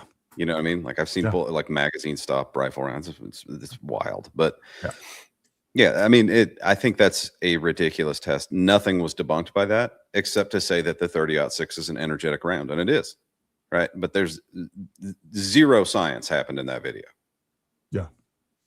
That's not scientific. And like one of the things we brought up, I think, on our previous podcast about ballistics is like the elasticity of things is important, right? Because energy can be dissipated and slowly absorbed. Well, if you look at that one where they wrapped it in the Gorilla Tape skin, which is silly as, you know, silly gets, I don't know how that would have, like, I can poke my finger through a piece of Gorilla Tape. I can take my fingers and split it. I can't do that with somebody's skin. You know what I mean? Because it's elastic and very strong. It's much stronger than Gorilla Tape. And the other thing that I think that sort of causes problems with is also like squeezes, you know, as you're tightening that up, it squeezes, whereas like the tissue underneath our skin isn't denser because we have, now they also froze the meat. That may not have had effect on it that much at all, but again, it creates other elements that isn't present in a normal human being. So number one, hitting, you know, an independent cow femur, I would expect it to do what it did. It's essentially a hollow chamber full of liquid, right? It's gonna do what and it's that completely did. rigid. Yeah, and it has no connective tissue around it that is all elastic, and then layers and layers of connective tissue. So he's like, look, I bundled all these things together. Well, the problem with butchering something is you are severing all the connective tissue. That's how you got layers, right? Because they're no longer connected. And then saying a sheep shoulder blade is a massive bone, it's less than, they're like a millimeter thick. Yeah. There's one like ridge in those shoulder blades are notoriously thin. It's the thinnest bone it's the thinnest bone in the body. And the, you know, so like, again, it's just not scientific at all. None of this is representative. Nobody ever, including us, was saying that the 30-06 was low on energy. There just are circumstances where it can not produce an exit wound. And we saw one live on camera and people are still trying to refute what they saw. Yeah. And it's because a bunch of weirdo conspiracy theorists like it. So they tune into it. Yeah. No, I mean, it's dramatic. It's going to get a lot of views. Yeah. I think the only way to really, like, this would be the most accurate test we could do, I think, you know, short of shooting at live human beings, like he said, would be to go on like a cold deer hunt where we only use 30-06s. You know, you got some ranch that has to call like 150 doe, and we go out and only take neck shots. And you then start to build like a body of, okay, how many pass-throughs do you have? A sample size that matters. Exactly. Right. And on living tissue.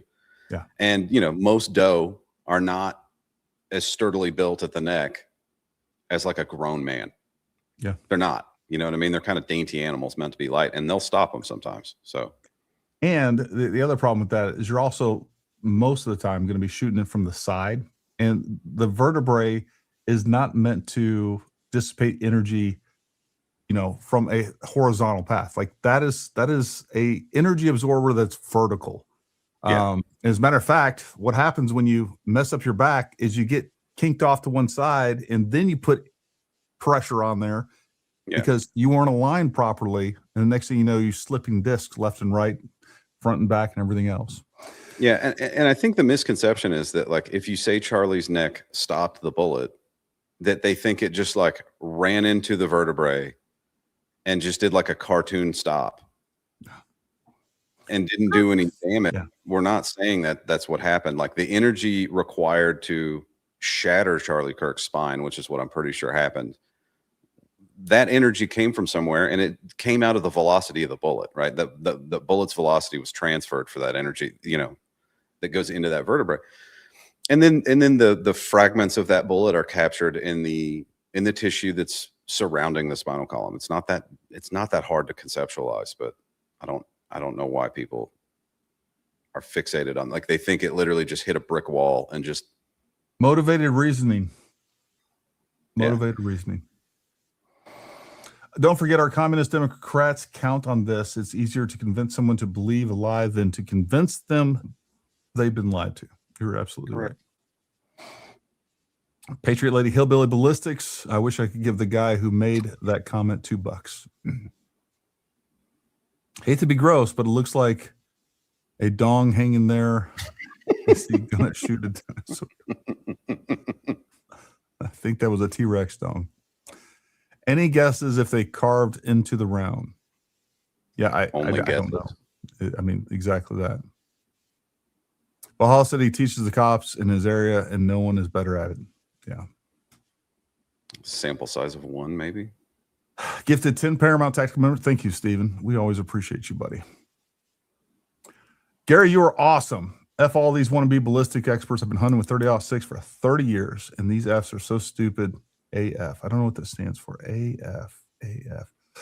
Candace Owens is a demon. Carry on, brother.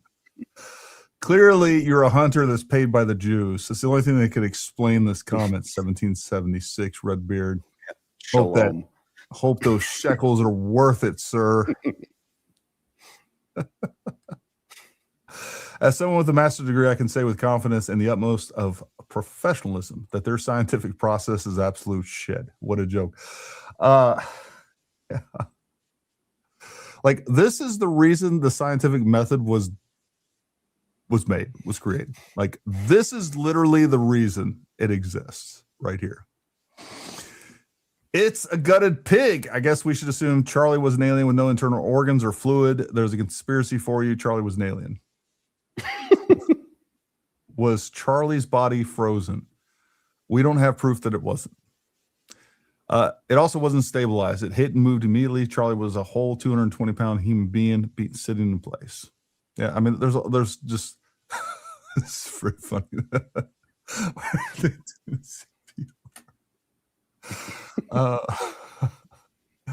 Oh God. No, Nate. The knife you used to dress the animal is what ripped the neck apart. I find the laughing extremely offensive. Yeah. What, our laughing or they're laughing? I don't even know if this person is being legit or they're being no skin, no blood, no live tissue. Test inconclusive for 50 other reasons as well. I used to really think Green Berets were smart guys, but after Mitch Snow, now Valhalla VFT, I really have to rethink that position. Yeah, Kenneth, don't. That position is, let me tell you something. Some of the most brilliant guys, with and without college degrees that I've met, were in special operations. And then you got other people.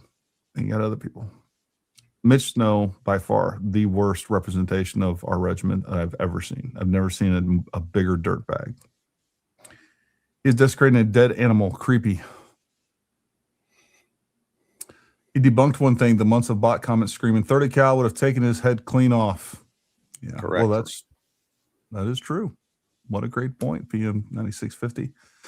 Where are the exploding body part accounts from World War I and World War II? We primarily used that round, so there has to be those accounts, right? Right? Also, I thought Tyler was on the roof. Get on the roof, VFT. Look, I'll give Nate some credit that he made this interesting, right? He replicated the angle. So here's the problem with that, though, too, is what he didn't do is replicate the angle of the entrance, because again, Charlie Kirk was actually leaning forward. So we're going deeper into that animal, and that's not what he did. He actually had that either straight up or somewhat leaning backwards. That's not the same. I mean, I don't know if that couple of inches difference, because it would create additional thickness. Could have made a difference even in this test. I mean, it would have made a difference. We just don't know who results in the next one or not. Yeah, and speaking of like World War II references and World War One, the portable X-ray machine was invented so we could find bullet fragments in casualties because they don't always go through, right? So they stop in people, and the doctors need to know where they are before they start hacking away on people. You know what I mean? So Yeah. Isn't Valhalla in Oregon? Because if he's training our cops, that tracks. Our cops suck.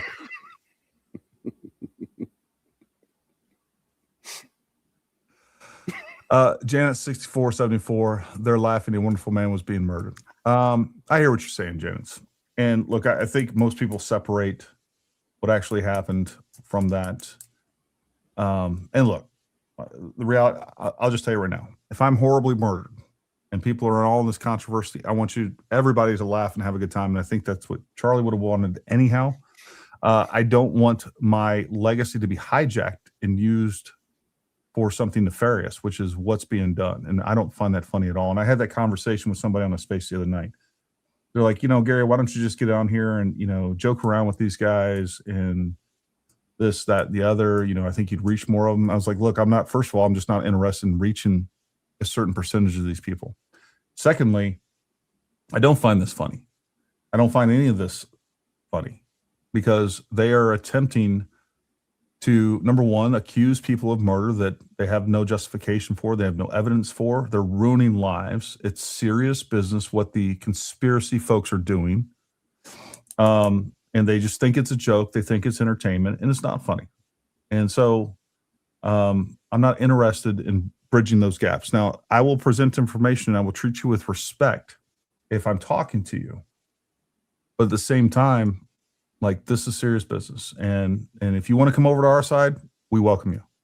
But what I'm really doing, and Nate and I had this conversation earlier, it's like, I don't think the vast majorities, and by the way, if people change their mind, it's great. I'm glad they do. But the point behind this is so that this cancer doesn't spread. And at least there's a counter narrative out there. That's my obligation. That's what I feel compelled to do. Like, get the truth out there, and then people are going to choose. They're going to choose fantasy and fiction, or they're going to choose the less entertaining, less fun truth. And that's just how these things work. That's why, like, documentaries are never going to outsell a Marvel movie or a Star Wars or, all these action-packed, freaking fun, exciting fiction fantasies. It's just not. Speaking of paid by the Jews, Rick Nelson says, I've shot over 20 deer in the neck, and out of those 20, I might have had 2 rounds that went all the way through, period. Most of those deer were from 200 yards or less. An arrow is a different story.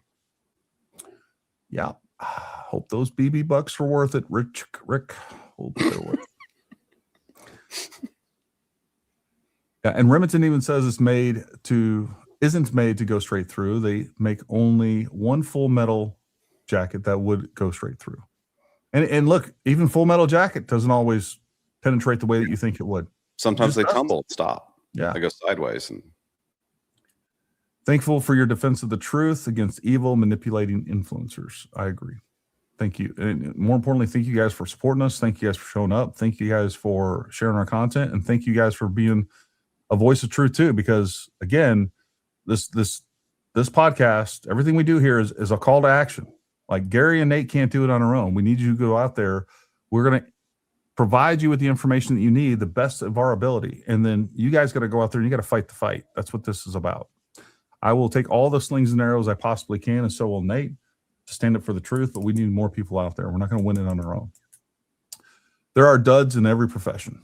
It's true. And they tend to get the most visibility. That's just the truth of it.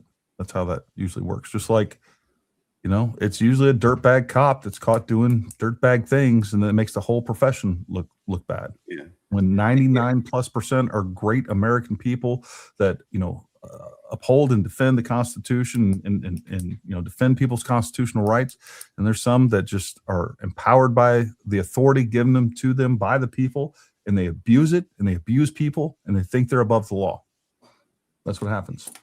Hey, Gary, Yes, just sir. as like kind of a bona fides or lack thereof on Valhalla VFTs. I can't say Nate because that's my name. But it would YouTube freak out if I showed a rifle stock with no gun in it? Probably, because an algorithm is probably going to pick it up as a gun, unfortunately. Okay. Because I Unfortunately. have one that I took the action off. What we can do is probably get a picture of it. Okay. Give me a second. I'll flip my camera off and I'll take a picture Or of it. what I'm saying is I can find a picture that is relevant to this discussion, or do you need that right?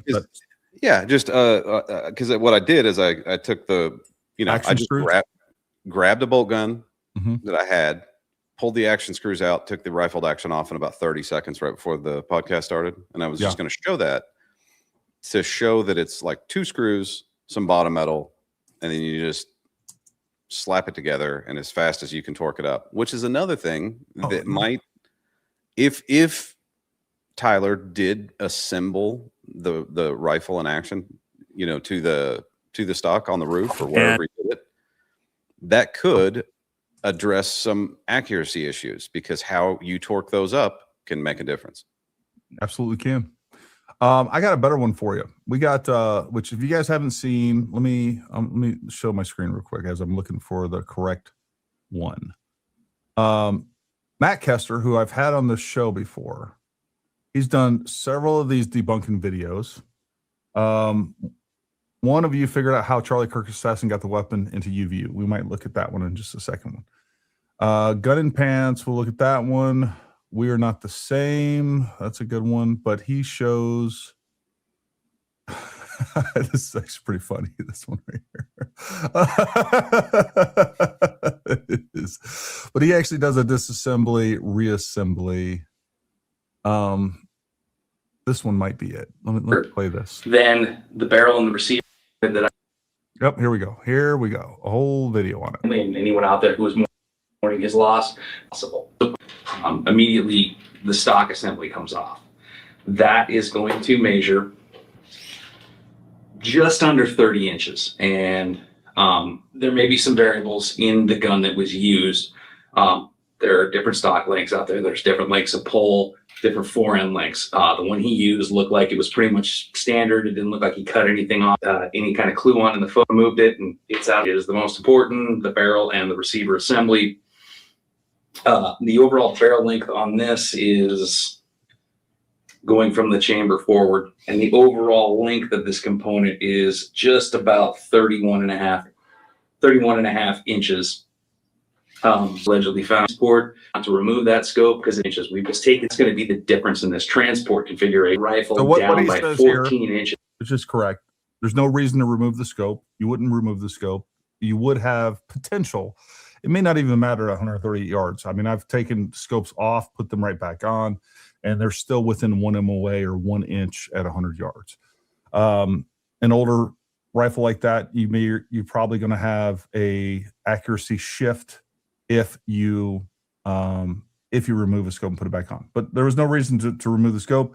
I think this is exactly how it would be configured if he's carrying it around, but with the bolt actually in, there's no reason to take the bolt out of that. You can lock it into place. Let's see what he does from here. Aside from that, you've got the magazine and trigger guard assembly, and you've got the actual bolt of the rifle itself that feeds into the receiver, locks down. You've got the magazine and trigger guard.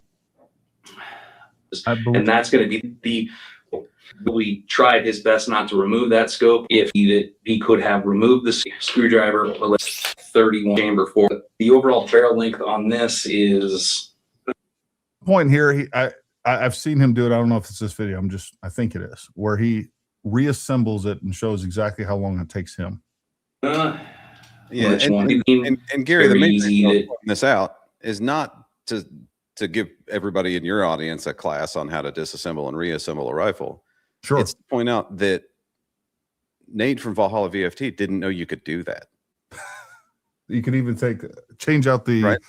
Yeah, he could. He didn't even know that you could change out a wooden stock when he was asked by Bronson on a super chat. He was like, yeah. So, which is wild to me. I don't know how he wouldn't know that. I don't expect the 18 Echo, which is so there's different MOSs on an SF team. You have an 18 Alpha, which is the team leader. That's the captain. This is rank 03. You have 18 Alpha, 18 Bravo. I was an 18 Bravo. There's 2 18 Bravos on the team. We're weapons sergeants. Again, we basically train during our MOS phase. We train on every weapon from shoulder launch to crew served, mortars, you name it, in the NATO inventory. So we're obviously very familiar with weapons. The 18 Charlie, which is your engineers and or explosives guy. 18 Echo, which is what Nate is a commo guy. We have 2 commo guys on the team. And then you have the 18 Delta. You got 2 18 Deltas. Those are the medics. And then we go into Zulus and Foxes. 18 Zulu is team sergeant. 18 Foxes are intel guy, which both 18 Zulu and 18 Fox were a previous MOS. They move up to the specialized MOS. So anyways, that's where they're at. But I do want to show everybody on this if he could have removed the scope, if you probably figured on the possibility of a rough space here. Same thing with on the underside. When everything went to legs, so I'm gonna go ahead and at some point here. I can extend this one about that far before the stock starts. As far as printing on it, let me get. So right now he has both the stock and the barreled action down his pants. Then it was causing so much hiccup in his giddy up that this I don't in with his armpit, and I have the scope and the receiver. If I can zoom you guys out further,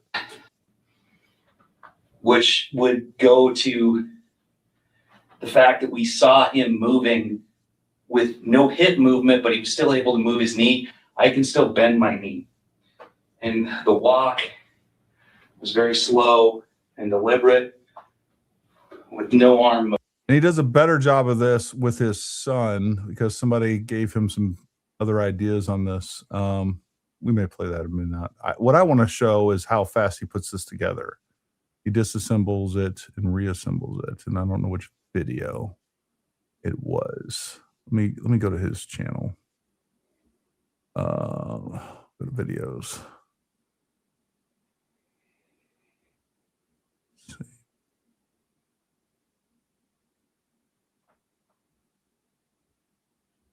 And I really wish we could get somebody who is like a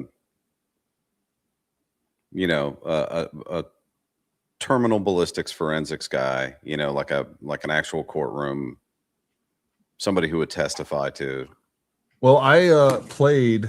So Julian Dory just did a live stream, or not a live stream. He did a podcast with. We can even pull it back up. I saw parts of it. Yeah. Sure. So he did that, and he's like, "This is just physics. This is nothing weird." I don't know how convinced Julian Dory was of that, and other people were of that, but yeah. So, anyways, I mean, that was done, and he basically said nothing strange there. Yeah. I mean, yeah. But no, Nate from Valhalla VFT shot a shoulder blade in his backyard. So yeah. So it debunks the professional. Instructions on how to do this. So I'm going to disassemble. All right, yeah, so this is got to the point you will stab. That leg can say matching follower and the bolt itself. So let me show you. Much of the barrel, this backpack. This is the one. All right, so this is like a clean cut Mormon boy. And let's a lot of time practicing and it for the purpose.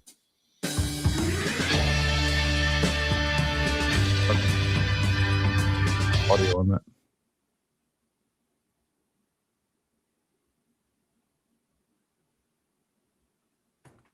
You could have sped up the timer, Matt.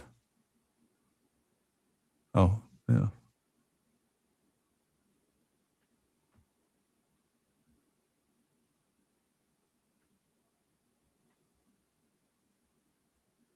One minute. Infiltrated into. How fast was that? For somebody who had infiltrated into their sniper perch and was comfortable and no one was observing them, this would have been easy to do. Plenty of time. Not a big deal. It's not perfect. I didn't have time to strap it on and go walk around the neighborhood and give you. So again, folks, when we look at all these different things that people bring up time and time again, there's extremely plausible, reasonable, answers to every single one of them, so explanations. I don't know what to say.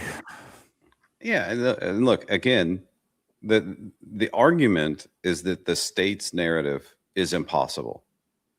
I'm not even saying the state's narrative is 100% correct, but it's plausible, right? It could happen the way they said it happened, right? Now, I think before anybody should make a call one way or the other, you should wait until the state actually makes their case, which they haven't. That's called a trial, which we haven't had. And people are arguing with an argument that hasn't been made. Yeah. Right. They're arguing with evidence that they haven't seen and that we don't know yet. Like that ballistics expert that was on Julian Dory said, they're probably going to do like a CT scan of, the whole upper chest. And they're going to show that and show where the bullet fragments were in the body. You'll be able to see it in 3D. They'll be able to flip it around and do all that. And, x-rays and CT scans. And I wouldn't be surprised if they did. And people go, well, why did they embalm the body and have a funeral so quick? Because when you do a CT scan, you don't have to dig around as much. What do you need it for? Like, there's no reason to do like toxicology reports. If he's got a bullet wound in his neck, that's why he died. Right. Yeah. Like it's weird. You know what I mean? And so what's silly to me is that, we have little bits and pieces of what the state has put out. None of it is implausible. You could say it's unlikely, unlikely and is not the same as impossible. But, they're making these arguments as though they have all of the information that the state has. And I'm like, you haven't even seen it yet. What are you arguing with? Are you arguing with nothing, a ghost? So in order to come up with these theories, you just have to invent them because you don't know what really the government's saying or what evidence they have.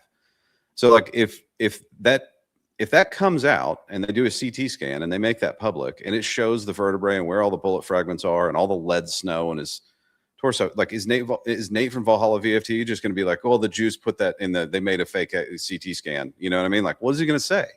Yeah. Is he just going to say that the government always lies?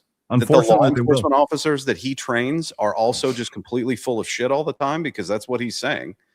That the state and the government and all law enforcement officers on the planet are all liars, and they would have to be in order for this to take place, right? You'd have to just assume that every cop that's involved in this case is just going to disregard every piece of evidence. Hundreds of people that would have information on this, and not a single one of them could be honest. Every one of them would have to hold up the lie, right? Yeah. And that's the problem, is like we live in a country where the former Secretary of State cannot keep her emails private. And you think that like several hundred people are going to get together and not one of them is going to spill the beans. Yeah. Not one is going to be like, all right, I can't take this anymore. I feel guilty. I gotta come out and tell the truth. But none of them are, right? And it's just weird that you think all these several hundred people are all just blatant liars and conspiracy promoters. Well, and the one piece of evidence that is evidence to me that they're not lying is the ballistics report. I mean, if they just wanted this to be done, it would have been the easiest thing to fake, and that is provide a bullet. Whoever's in charge of that, hey, make sure the medical examiner gets this or whatever. Like, make sure, or the ATF gets this, and like make sure they get a bullet that is going to match the barrel, trace back to the gun. Yeah, or at least enough. Or just have the ATF ballistics person like pay them off, blackmail them, threaten them. Like, no matter what happens, that bullet matches that perfectly. Whatever you need to do to make that happen. But all of the conspiracy things they don't add up, right? Because they're like, it's too clean. I'm like, this is not that clean. I mean, they can't, And that's the lunacy of this. 1 minute it's like there's not enough evidence, and then that same person will be like, well, what about this? It's just too clean. So you're saying that the evidence is overwhelming, but the evidence isn't good enough. Literally the same people will say there's not enough evidence to convict Tyler Robinson. And then at the same time, oh yeah, it's just too clean. It makes too much sense. It makes too much sense. Yeah. I heard one guy I heard one guy arguing with you. I think it was Trillion or whatever, but he was like, but these are assassinations. You know what I mean? It's different. And they want you to find the bullet. And I'm like, no, they don't. Yeah. Like that was on the space with me where I was talking to him. Yeah. And he's like, Gary, but yeah, you were trained to be a sniper, but these are assassins. And he kept, I was like, why do you keep saying it all weird? Like, why do you keep saying it? Why do you got assassins? Like, it's the same thing. We're taught to kill people. All right. And we want to kill them the most effective way possible. So these are the areas that we're going to, and that's not going to change. We were talking about immediate incapacitation shots, how you're going to look for the T-box, how what you're really aiming for is the medulla oblongata in here in the back. And that's what you're aiming for. You can hit it from the front. It's going to be right here, or from the side, right here, right above the ear. That's what you're aiming for. So, and he's like, no, but you don't understand because I read a book about Israeli assassins. I was like, I don't care what your stupid books. Well, and here's the thing. You know what assassins do all the time? Publish books telling everybody all their secret tactics. You know what I mean? Like, you ever think maybe for a minute that guy may have just wrote a book to sell to, douchebags that want to pretend like they know how to assassinate people now? I'm pretty sure there's rules against that. You know what I mean? like you're not allowed to tell it. I'm gonna write a book about a secret assassin society. And I'm going to make sure I include all the secrets that everybody wants to know about the societal portion of that and the assassin portion of that. So yeah, absolutely. Tell everybody the internal. I'm pretty sure the first rule of Fight Club is don't talk about Fight Club when you're in that group. You know what I mean? And I'm sure that the author of the Secret Assassin Society, instruction manual for lay people, there's 100% proof that he was part of the assassin team. And I'm sure the Mossad just came out and goes, yeah, oh, no, cool. We use this guy to assassinate people all over the world all the time. So I'm sure that's extremely verifiable and provable that he did what he said he did. That's the problem with these secret groups. Like, somebody can come, like I could come out tomorrow and be like, I've actually been working for the agency this whole time, and it's been an op this whole time. And people would believe it. Yeah. Like, people would be like, oh, it's probably true. It's complete bullshit. You know what I mean? Like, now by me denying it, people are going to be like, clearly, that's exactly what what a CIA officer would say. It works great because, number one, if somebody goes and tries to confirm your story, just like you're leading to, it's like, number one, they're probably not going to say anything, confirm or deny it. But if they deny it, that's proof that you're telling the truth as well. Like, of course they would deny it. Of course they would deny that Nate Vance didn't work for them. Yeah, he never worked here. Yeah, absolutely. That's exactly what they'd say about the really special guys. You know what I mean? Like the really dangerous ones.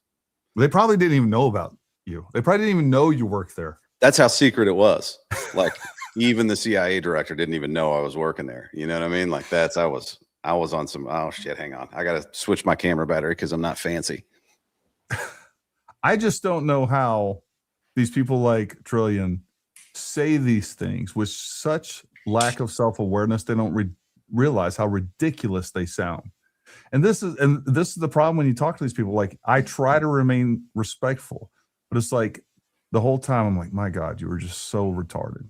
Like, you were so gullible. You were so dumb. And you will believe anything other than the truth. And you're just desperate for that. While he's fixing his battery, I'll hit some more super chats. Attacks have started on X, so I must be being heard. Exactly. That's how you know. And the next thing, if you really get into it, next thing you're going to get is some death threats, some doxing. Those things happen. Female gun expert gave a list of possible 30-06 and old Tyler's didn't make the list. That's not true. That's just not true. And I'll pull up the video and we'll go through that and prove that that's not true. Also, bullets she showed shredded his jacket, not consistent with the soft point showed originally of the 3 remaining shells. That is also not true, Mr. Huff. I'm sorry, but you're incorrect. And matter of fact, I'm going to pull those up. We talked about this at length during that whole thing. I believe that was day 3 or 4. Day 4 of Tyler. Did you hear those statements or questions? You're reading those? Yeah, the bullet that she showed that shredded its jacket is extremely consistent with the soft point shown. 100%. It's exactly what they do. It's a non-bonded. Itself, right? The whole round. Let me make sure I am sharing this, and let's get to the bottom of this, Mr. Huff. I don't want you going around being wrong. I am here. Gary is here, and Nate is here to help you all be right all the time. That is our jobs. Let's find the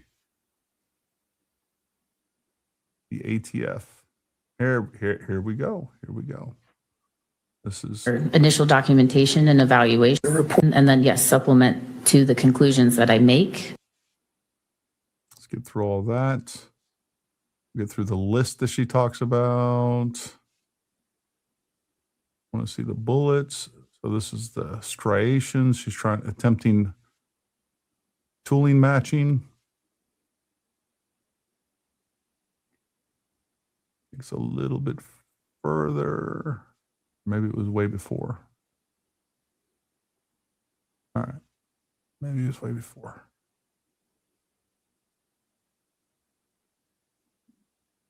See what she's talking about. Made by a tool that's in a specific state of wear. All right, so. Okay. And are your conclusions accurately documented in your report? That's not where it is. All the trolls are out in force, by the way. 41 of 47. 6 in its entirety. That's the. Another thing somebody was saying, and I haven't been able to find it anywhere, was that they listed the bullet weight that they were able to measure. I haven't seen that anywhere. The top picture. So you'll see exhibit 6A all the way through 6E in descending order. And then the bottom 2 photos of the exit fragment. And what did you do? I cleaned the bullet jacket fragment. All right. So I actually pulled this up the other night. So I still have the pictures from that. Just got to find out where I put them. And not only the pictures of the actual fragments that they show, but also additional cup and core / core lock bullet fragments. And I don't understand how this information can get so misconstrued. I really don't. It might be in here. The preliminary hearings.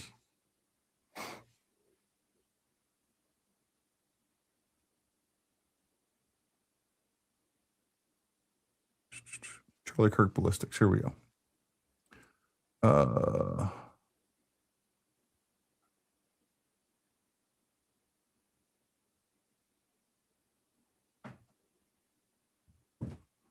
Sorry, folks. It'll be worth it. If I just knew where I put stuff. Let me see the.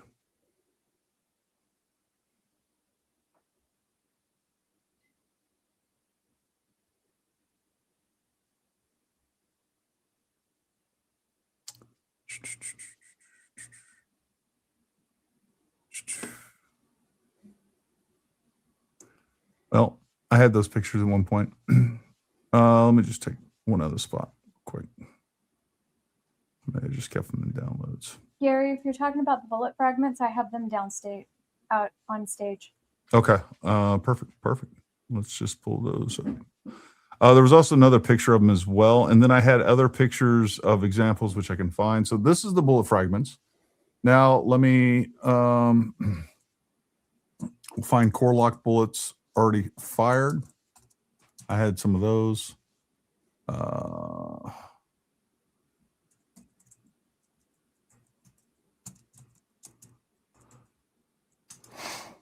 I have one right here. A jacket. I don't know if that's in focus or not. Let me see. Boom. And then I will make your larger. There you go. And that one didn't hit bone at all. No. So you can see, like, there's the back of it. Same thing. Yep.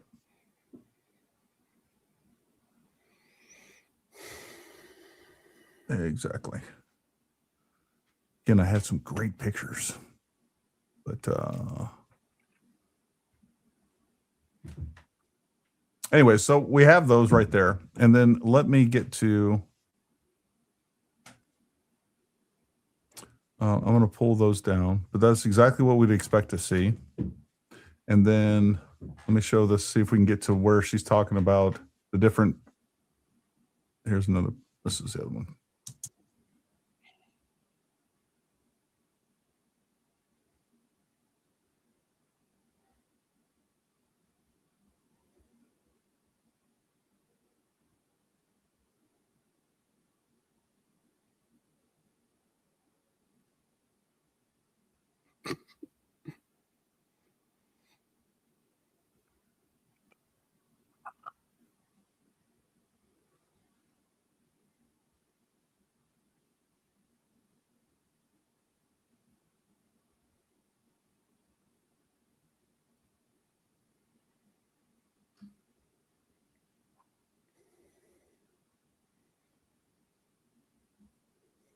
It's funny. There's people on X complaining. They're like, "Oh, look, they're doing a podcast on Sunday, like they have nothing to do." And I'm like, "And you're watching it, you know what I mean? Like you're responding and paying attention to it." So it's like, all right, well, that's not exactly the dig that you think it is, dumbass. Then don't watch it. Keep moving. Combination of its class characteristics, looked for any impressions. Firearms, that is caliber a class characteristic or an individual or a subclass characteristic? It's going to be a class characteristic because a lot of firearms will have the same class, or excuse me, the same caliber. Did you measure the diameter of the bullet? I did, yes. And did you end up with a range where it could have been? Listen closely. 287 to 0.301, I believe is what she says. And certain range of length or diameter? I did, yes. And what was your reading? Can I refer to my notes, Yes, please? please. 97 to 301. The range of the diameter for the 6A bullet jacket fragment was 0.286 to 0.301 inches. Okay, what page are you looking at?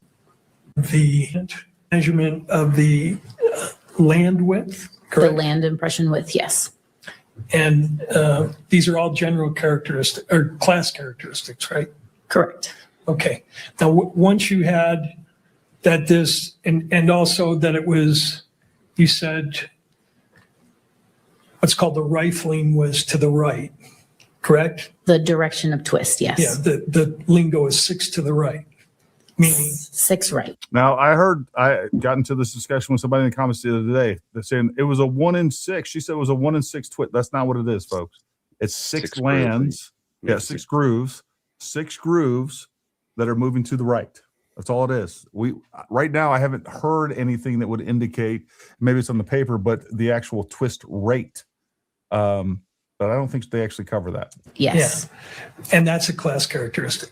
Correct. So once you had the diameter of the base of the bullet, and did you have some difficulty because of the damage to the bullet in exactly measuring it? The reason I provided a range was because of the damage and deformity to the base. So at times it wasn't a perfect circle. So it was important to me to give a range of what those diameter measurements were. Once you have the diameter. So we got 286 to 301, 0.301. Now, everybody's like, oh, well, it's a 0.308. Number one, the reason that she gave a range is because damage and deformity to the bullet. That's what we'd expect. And explained, Nate explained to people what the bore diameter of a 30 caliber rifle actually is. 30 caliber is 0.300. And inches. so, but we have a bullet that's 0.308, folks. Guess what happens? It's when actually, it actually gets squeezed down and slightly elongated. And then what's interesting about those two measurements is you have 0.286, right? So 0.284 is 7 millimeter converted into caliber, freedom units, right? And so the smallest measurement is too large to be a 7 millimeter. And the largest measurement is right on par with being a 30 caliber. So it's a 30 caliber bullet. Yeah.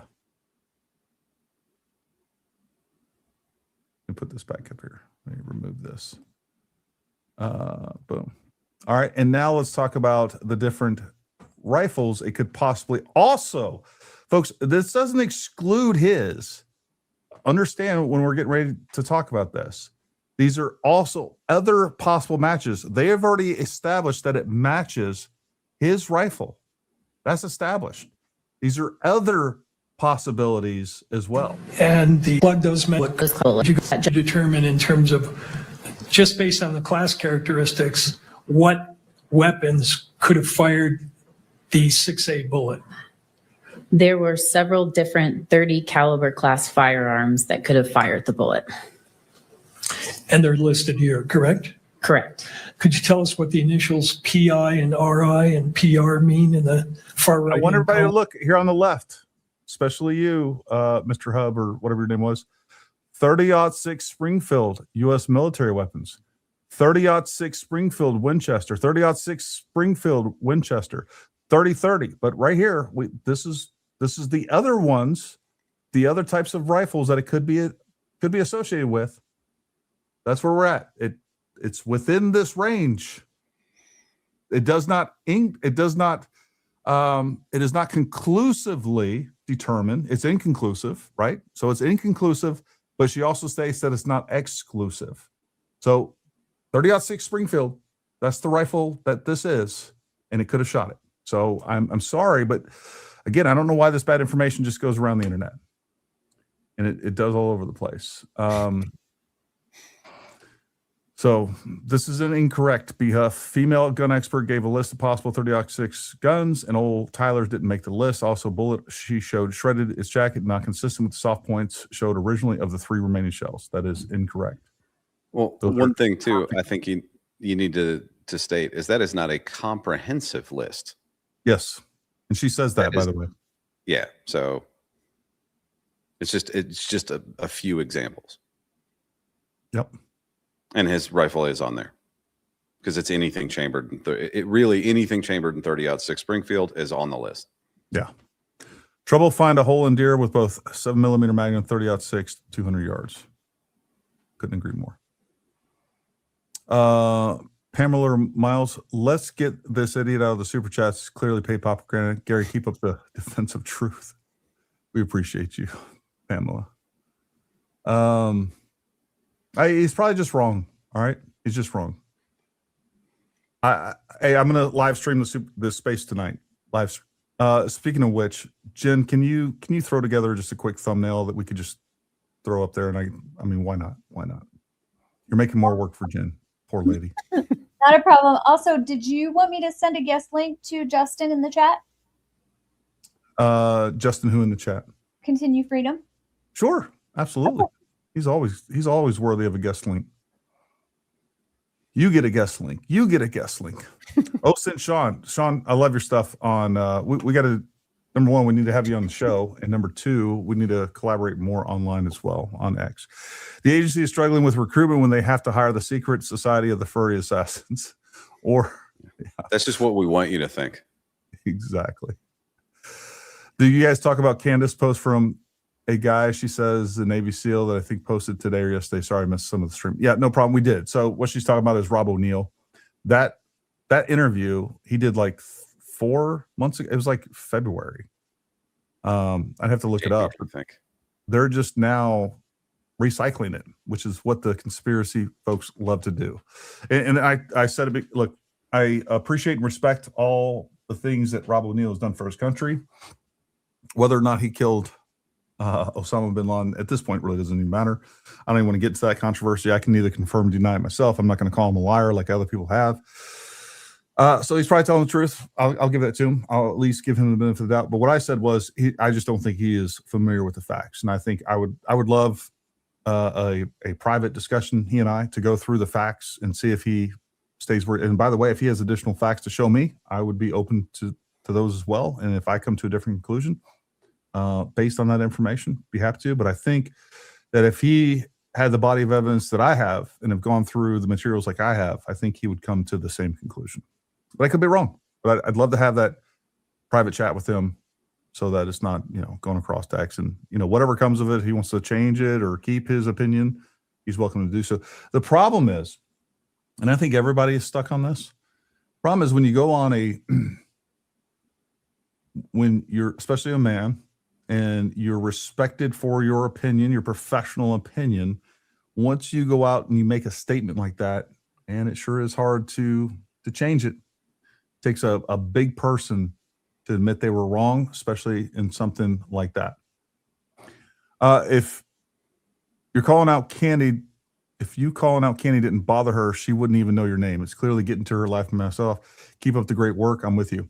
Yeah, look, I know I've gotten underneath her skin quite a bit.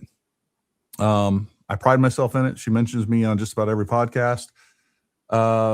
And what's funny is I've had so many people like literally, Gary, you know, I criticize Candy all the time. Like she's not even responding to me. She responds to my tweets. She's down in my comments all the time. I am right there in her headspace, living rent free. And I love it. I love it. I've gotten very, like, I know what bugs her. I know what bugs her. And I'm also good at picking up on this whole thing. Like most people wouldn't even think about this. There's a reason when she was sitting there talking to Sean Ryan and she hid the fact as to why she was actually being sued. I know that was a big deal to her.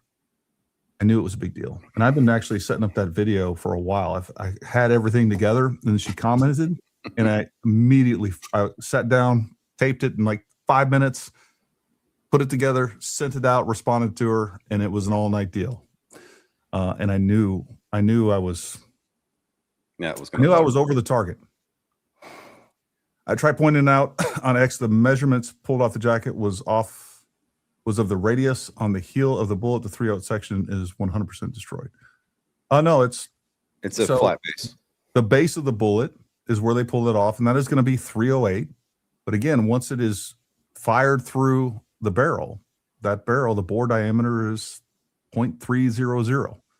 It is meant to be squished down to make sure that there's no gases, or gases still get ahead of the bullet, by the way. Well, and I think what they may be referring to is if you're doing a boat tail bullet, then that base will be slightly less, but 150 grain core lock is a flat base bullet. So it is just a 90-degree turn. So from, the beginning of the ogive to the base of the bullet, the ogive is like the part the first part of the bullet that engages with the rifling. So, which is the forward of the base. It's right where basically right where it tapers and then gets to the largest portion of the bullet. That's your ogive. Yeah, and then so from the point where that bullet engages with the rifling and gets squeezed down to the base on a flat base bullet, it is going to just be a square, right? As a matter of fact, I think I might have an example of a non-boat tail bullet maybe in front of me. I definitely do. I do. No, hang on. Let's see, like that. That's just a flat base. And then I do have a boat tail bullet. Like that. So you can see it tapers down in the back. It's for aerodynamic and decreasing turbulent.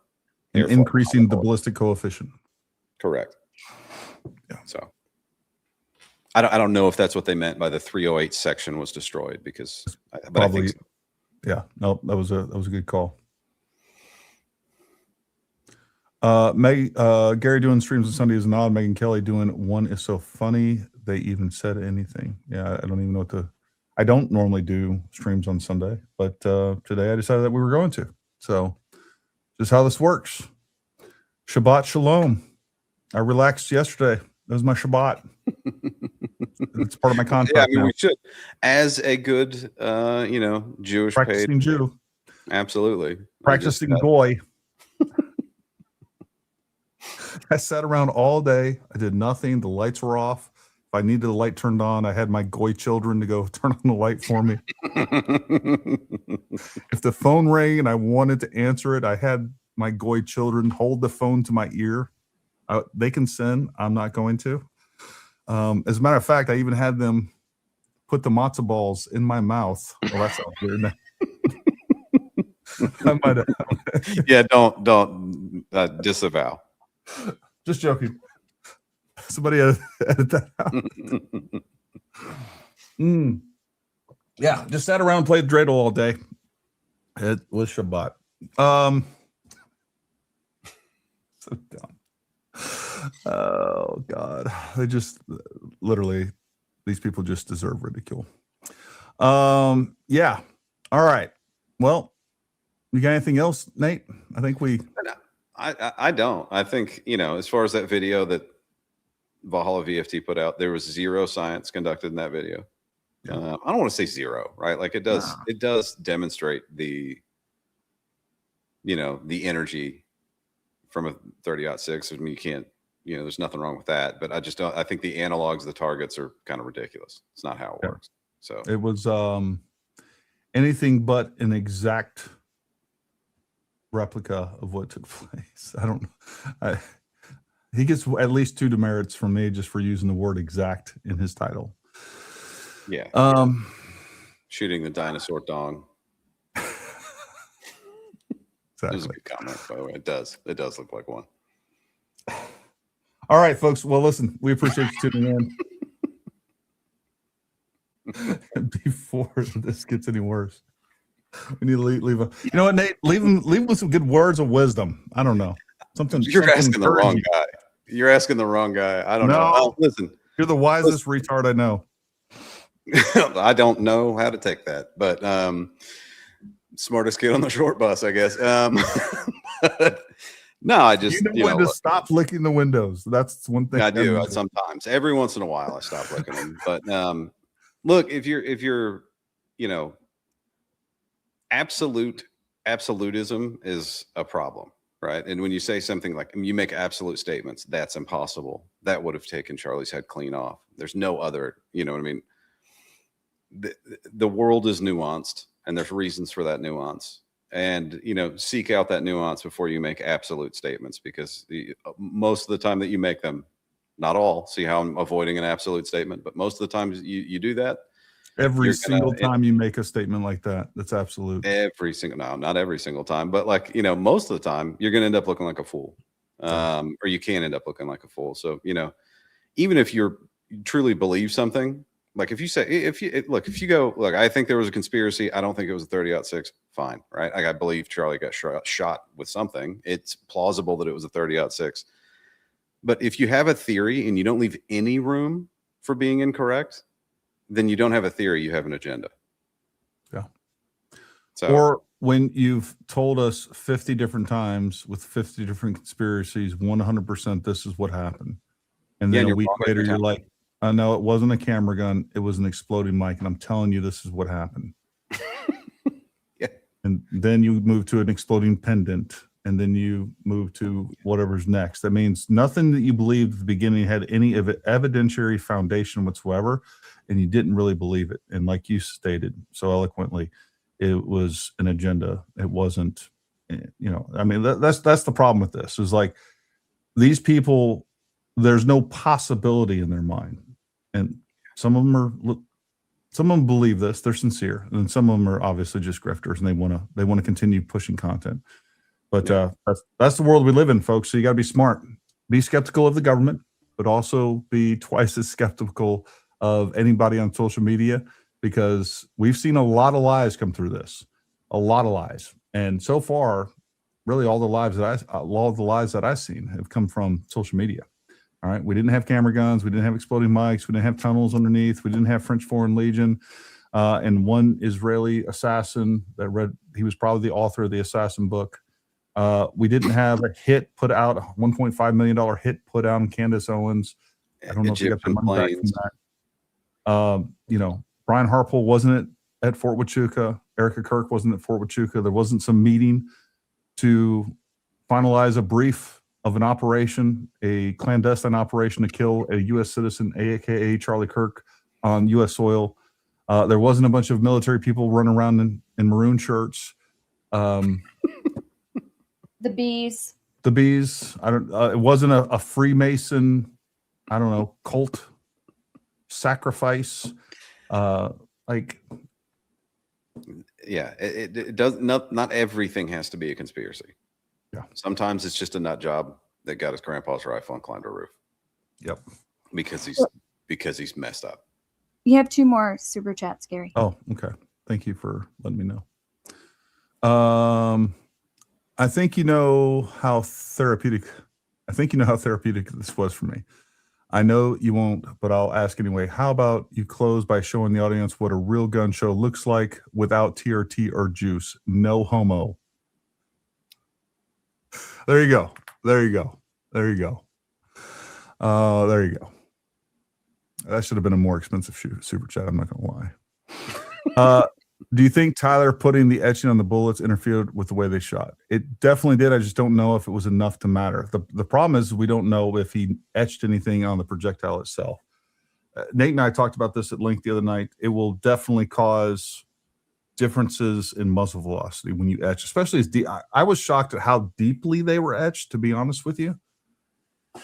But yeah, that will definitely cause some inconsistencies in muzzle velocity. But how much? Again, yeah. We don't know. Would it be significant? Would it matter at 138 yards, which is still a very close shot for a 30-06? It really is. I don't know. I don't know how much that would change it. Yeah. All right, folks. Well, listen, we were going to be back live, I guess, in matter of fact, if you can, Jen, let's throw that up for 8:45. We'll start here at 8:45. We'll go live on the space at 9 p.m. But if you want to get a pre-show show, we'll talk about some things, just getting started, and then we will go live on the space at 9 p.m. Please come back, whether you want to hang out in the space and go live. We'll be live on X, and we'll be live right here. So pick your poison. Come hang out with us. Let's talk through it. We're going to have lots of folks on that will be interesting. It'll be interesting conversation. I'm going to do my best to be good and treat them with respect, and I will be thinking you're retarded the whole time, but I'm going to bite my tongue. And I think we do need to have some civil discourse, and maybe there is some room for some of these people to come over. I do think that the preliminary hearing did change a lot of people's minds, or at least open them up to stepping into reality. To some potential that, like, okay, maybe this is not. So. Yep. What I don't want to be, or I'm trying not to be, is a force that will prevent people. And look, I think I've tried. I think I've been pretty respectful to most people. I've had multiple people on. I've tried to act in good faith, even with people I disagree with. So take that forward. Gary, you have the patience of a saint when it comes to this, because like I couldn't. There's been times where I've been listening to you talk, and I'm like, just smash this guy. You know what I mean? Like, and you're like, you know what I mean? I'm like, just this guy's a moron. And I'm listening to you, like, methodically kind of, make an intelligent argument in response. And I'm like, I couldn't, you know what I mean? So you really do. You're really much more patient. I think that's why you're a little bit more successful in making these arguments, because you are more patient than most people could be. Well, my concern about always live streaming, especially the spaces, is I can't hide what I'm feeling on my face. It's always there. No, it's expressive, but yeah. But still, I mean, you can have a thing and then bite your tongue, So I need to get better about doing that too, because sometimes I'm just like, just shut up, dumbass. You know what I mean? That's my response. But that's reductive and doesn't help anybody. So yep. Nate, I don't know what you got going on tonight. You're welcome to come back, whether you want to come on video or just hang out in space. You choose whatever you like. I'm just doing housework today and stuff. Sweet. Like that, let's take a little bathroom break, and then we'll just meet back here on 20 minutes, and you're welcome to jump off at any time. You don't have to, you know how these things go. I always say I'm going to be done by midnight, and next thing you know, it's 2 a.m, and my wife is angry at me for the next 3 days. Yeah. And if there's somebody else in the chat, Dustin, you're welcome to come on. I mean, if there's somebody else in the chat that wants to come on and you want to jump on the video and you want to listen and opine, you know what? You're welcome to do so. Just let us know. Well, listen, Nate, seriously, man, I genuinely appreciate your friendship. I appreciate your technical knowledge and wisdom, and you're very eloquent at laying so much of this out, and always enjoy having you on the show. Folks, we appreciate you watching. We appreciate your support. Again, this is a call to action. This isn't just sit back and be entertained. Get out there. This matters. All of this stuff matters. These lies that they're putting out and deceiving people, it matters that we fight back on those lies, because it is tricking more people than I thought. And I've always had a sense of urgency against this. It's just much bigger of a problem than even I realized. And hopefully it doesn't change elections. Hopefully the other things that Nate and I talked about tonight are true. Like, there's not big enough impact, but it's having enough impact. It may not be this election. Maybe it's the next election or the next election. If they continue this on, we have to stop this in its tracks. And the other thing, it's just an assault. It's an assault on the American people and an assault on our country. And I'm tired of these people. Go ahead. Nate. Yeah, it's just a cancer that needs to be excised before it metastasizes, right? Yeah. Like, I think that's, and I think that's, look, if a lot of what the kind of the narrative of these foreign ops is convince people that nothing's true. Yeah. Right. That there is no truth. There's nothing to believe in. Right. You can't believe in anything. You can't believe in your institutions. I think we should, hold them accountable, and they are going to screw up and make mistakes. But you're not going to convince me that every single human in the criminal justice system is corrupt and just wants to frame people for crimes they didn't commit. That's not true. And just, haphazardly go around killing American citizens. There's so many other people that would be higher on the list. I don't care what political spectrum you're from.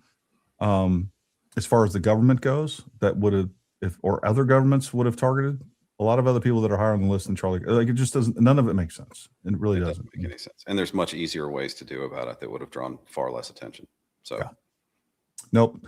All right, folks. Well, listen, we'll be back here in about 20 minutes. Until then, make sure you stay armed, stay ready. We'll talk to you soon.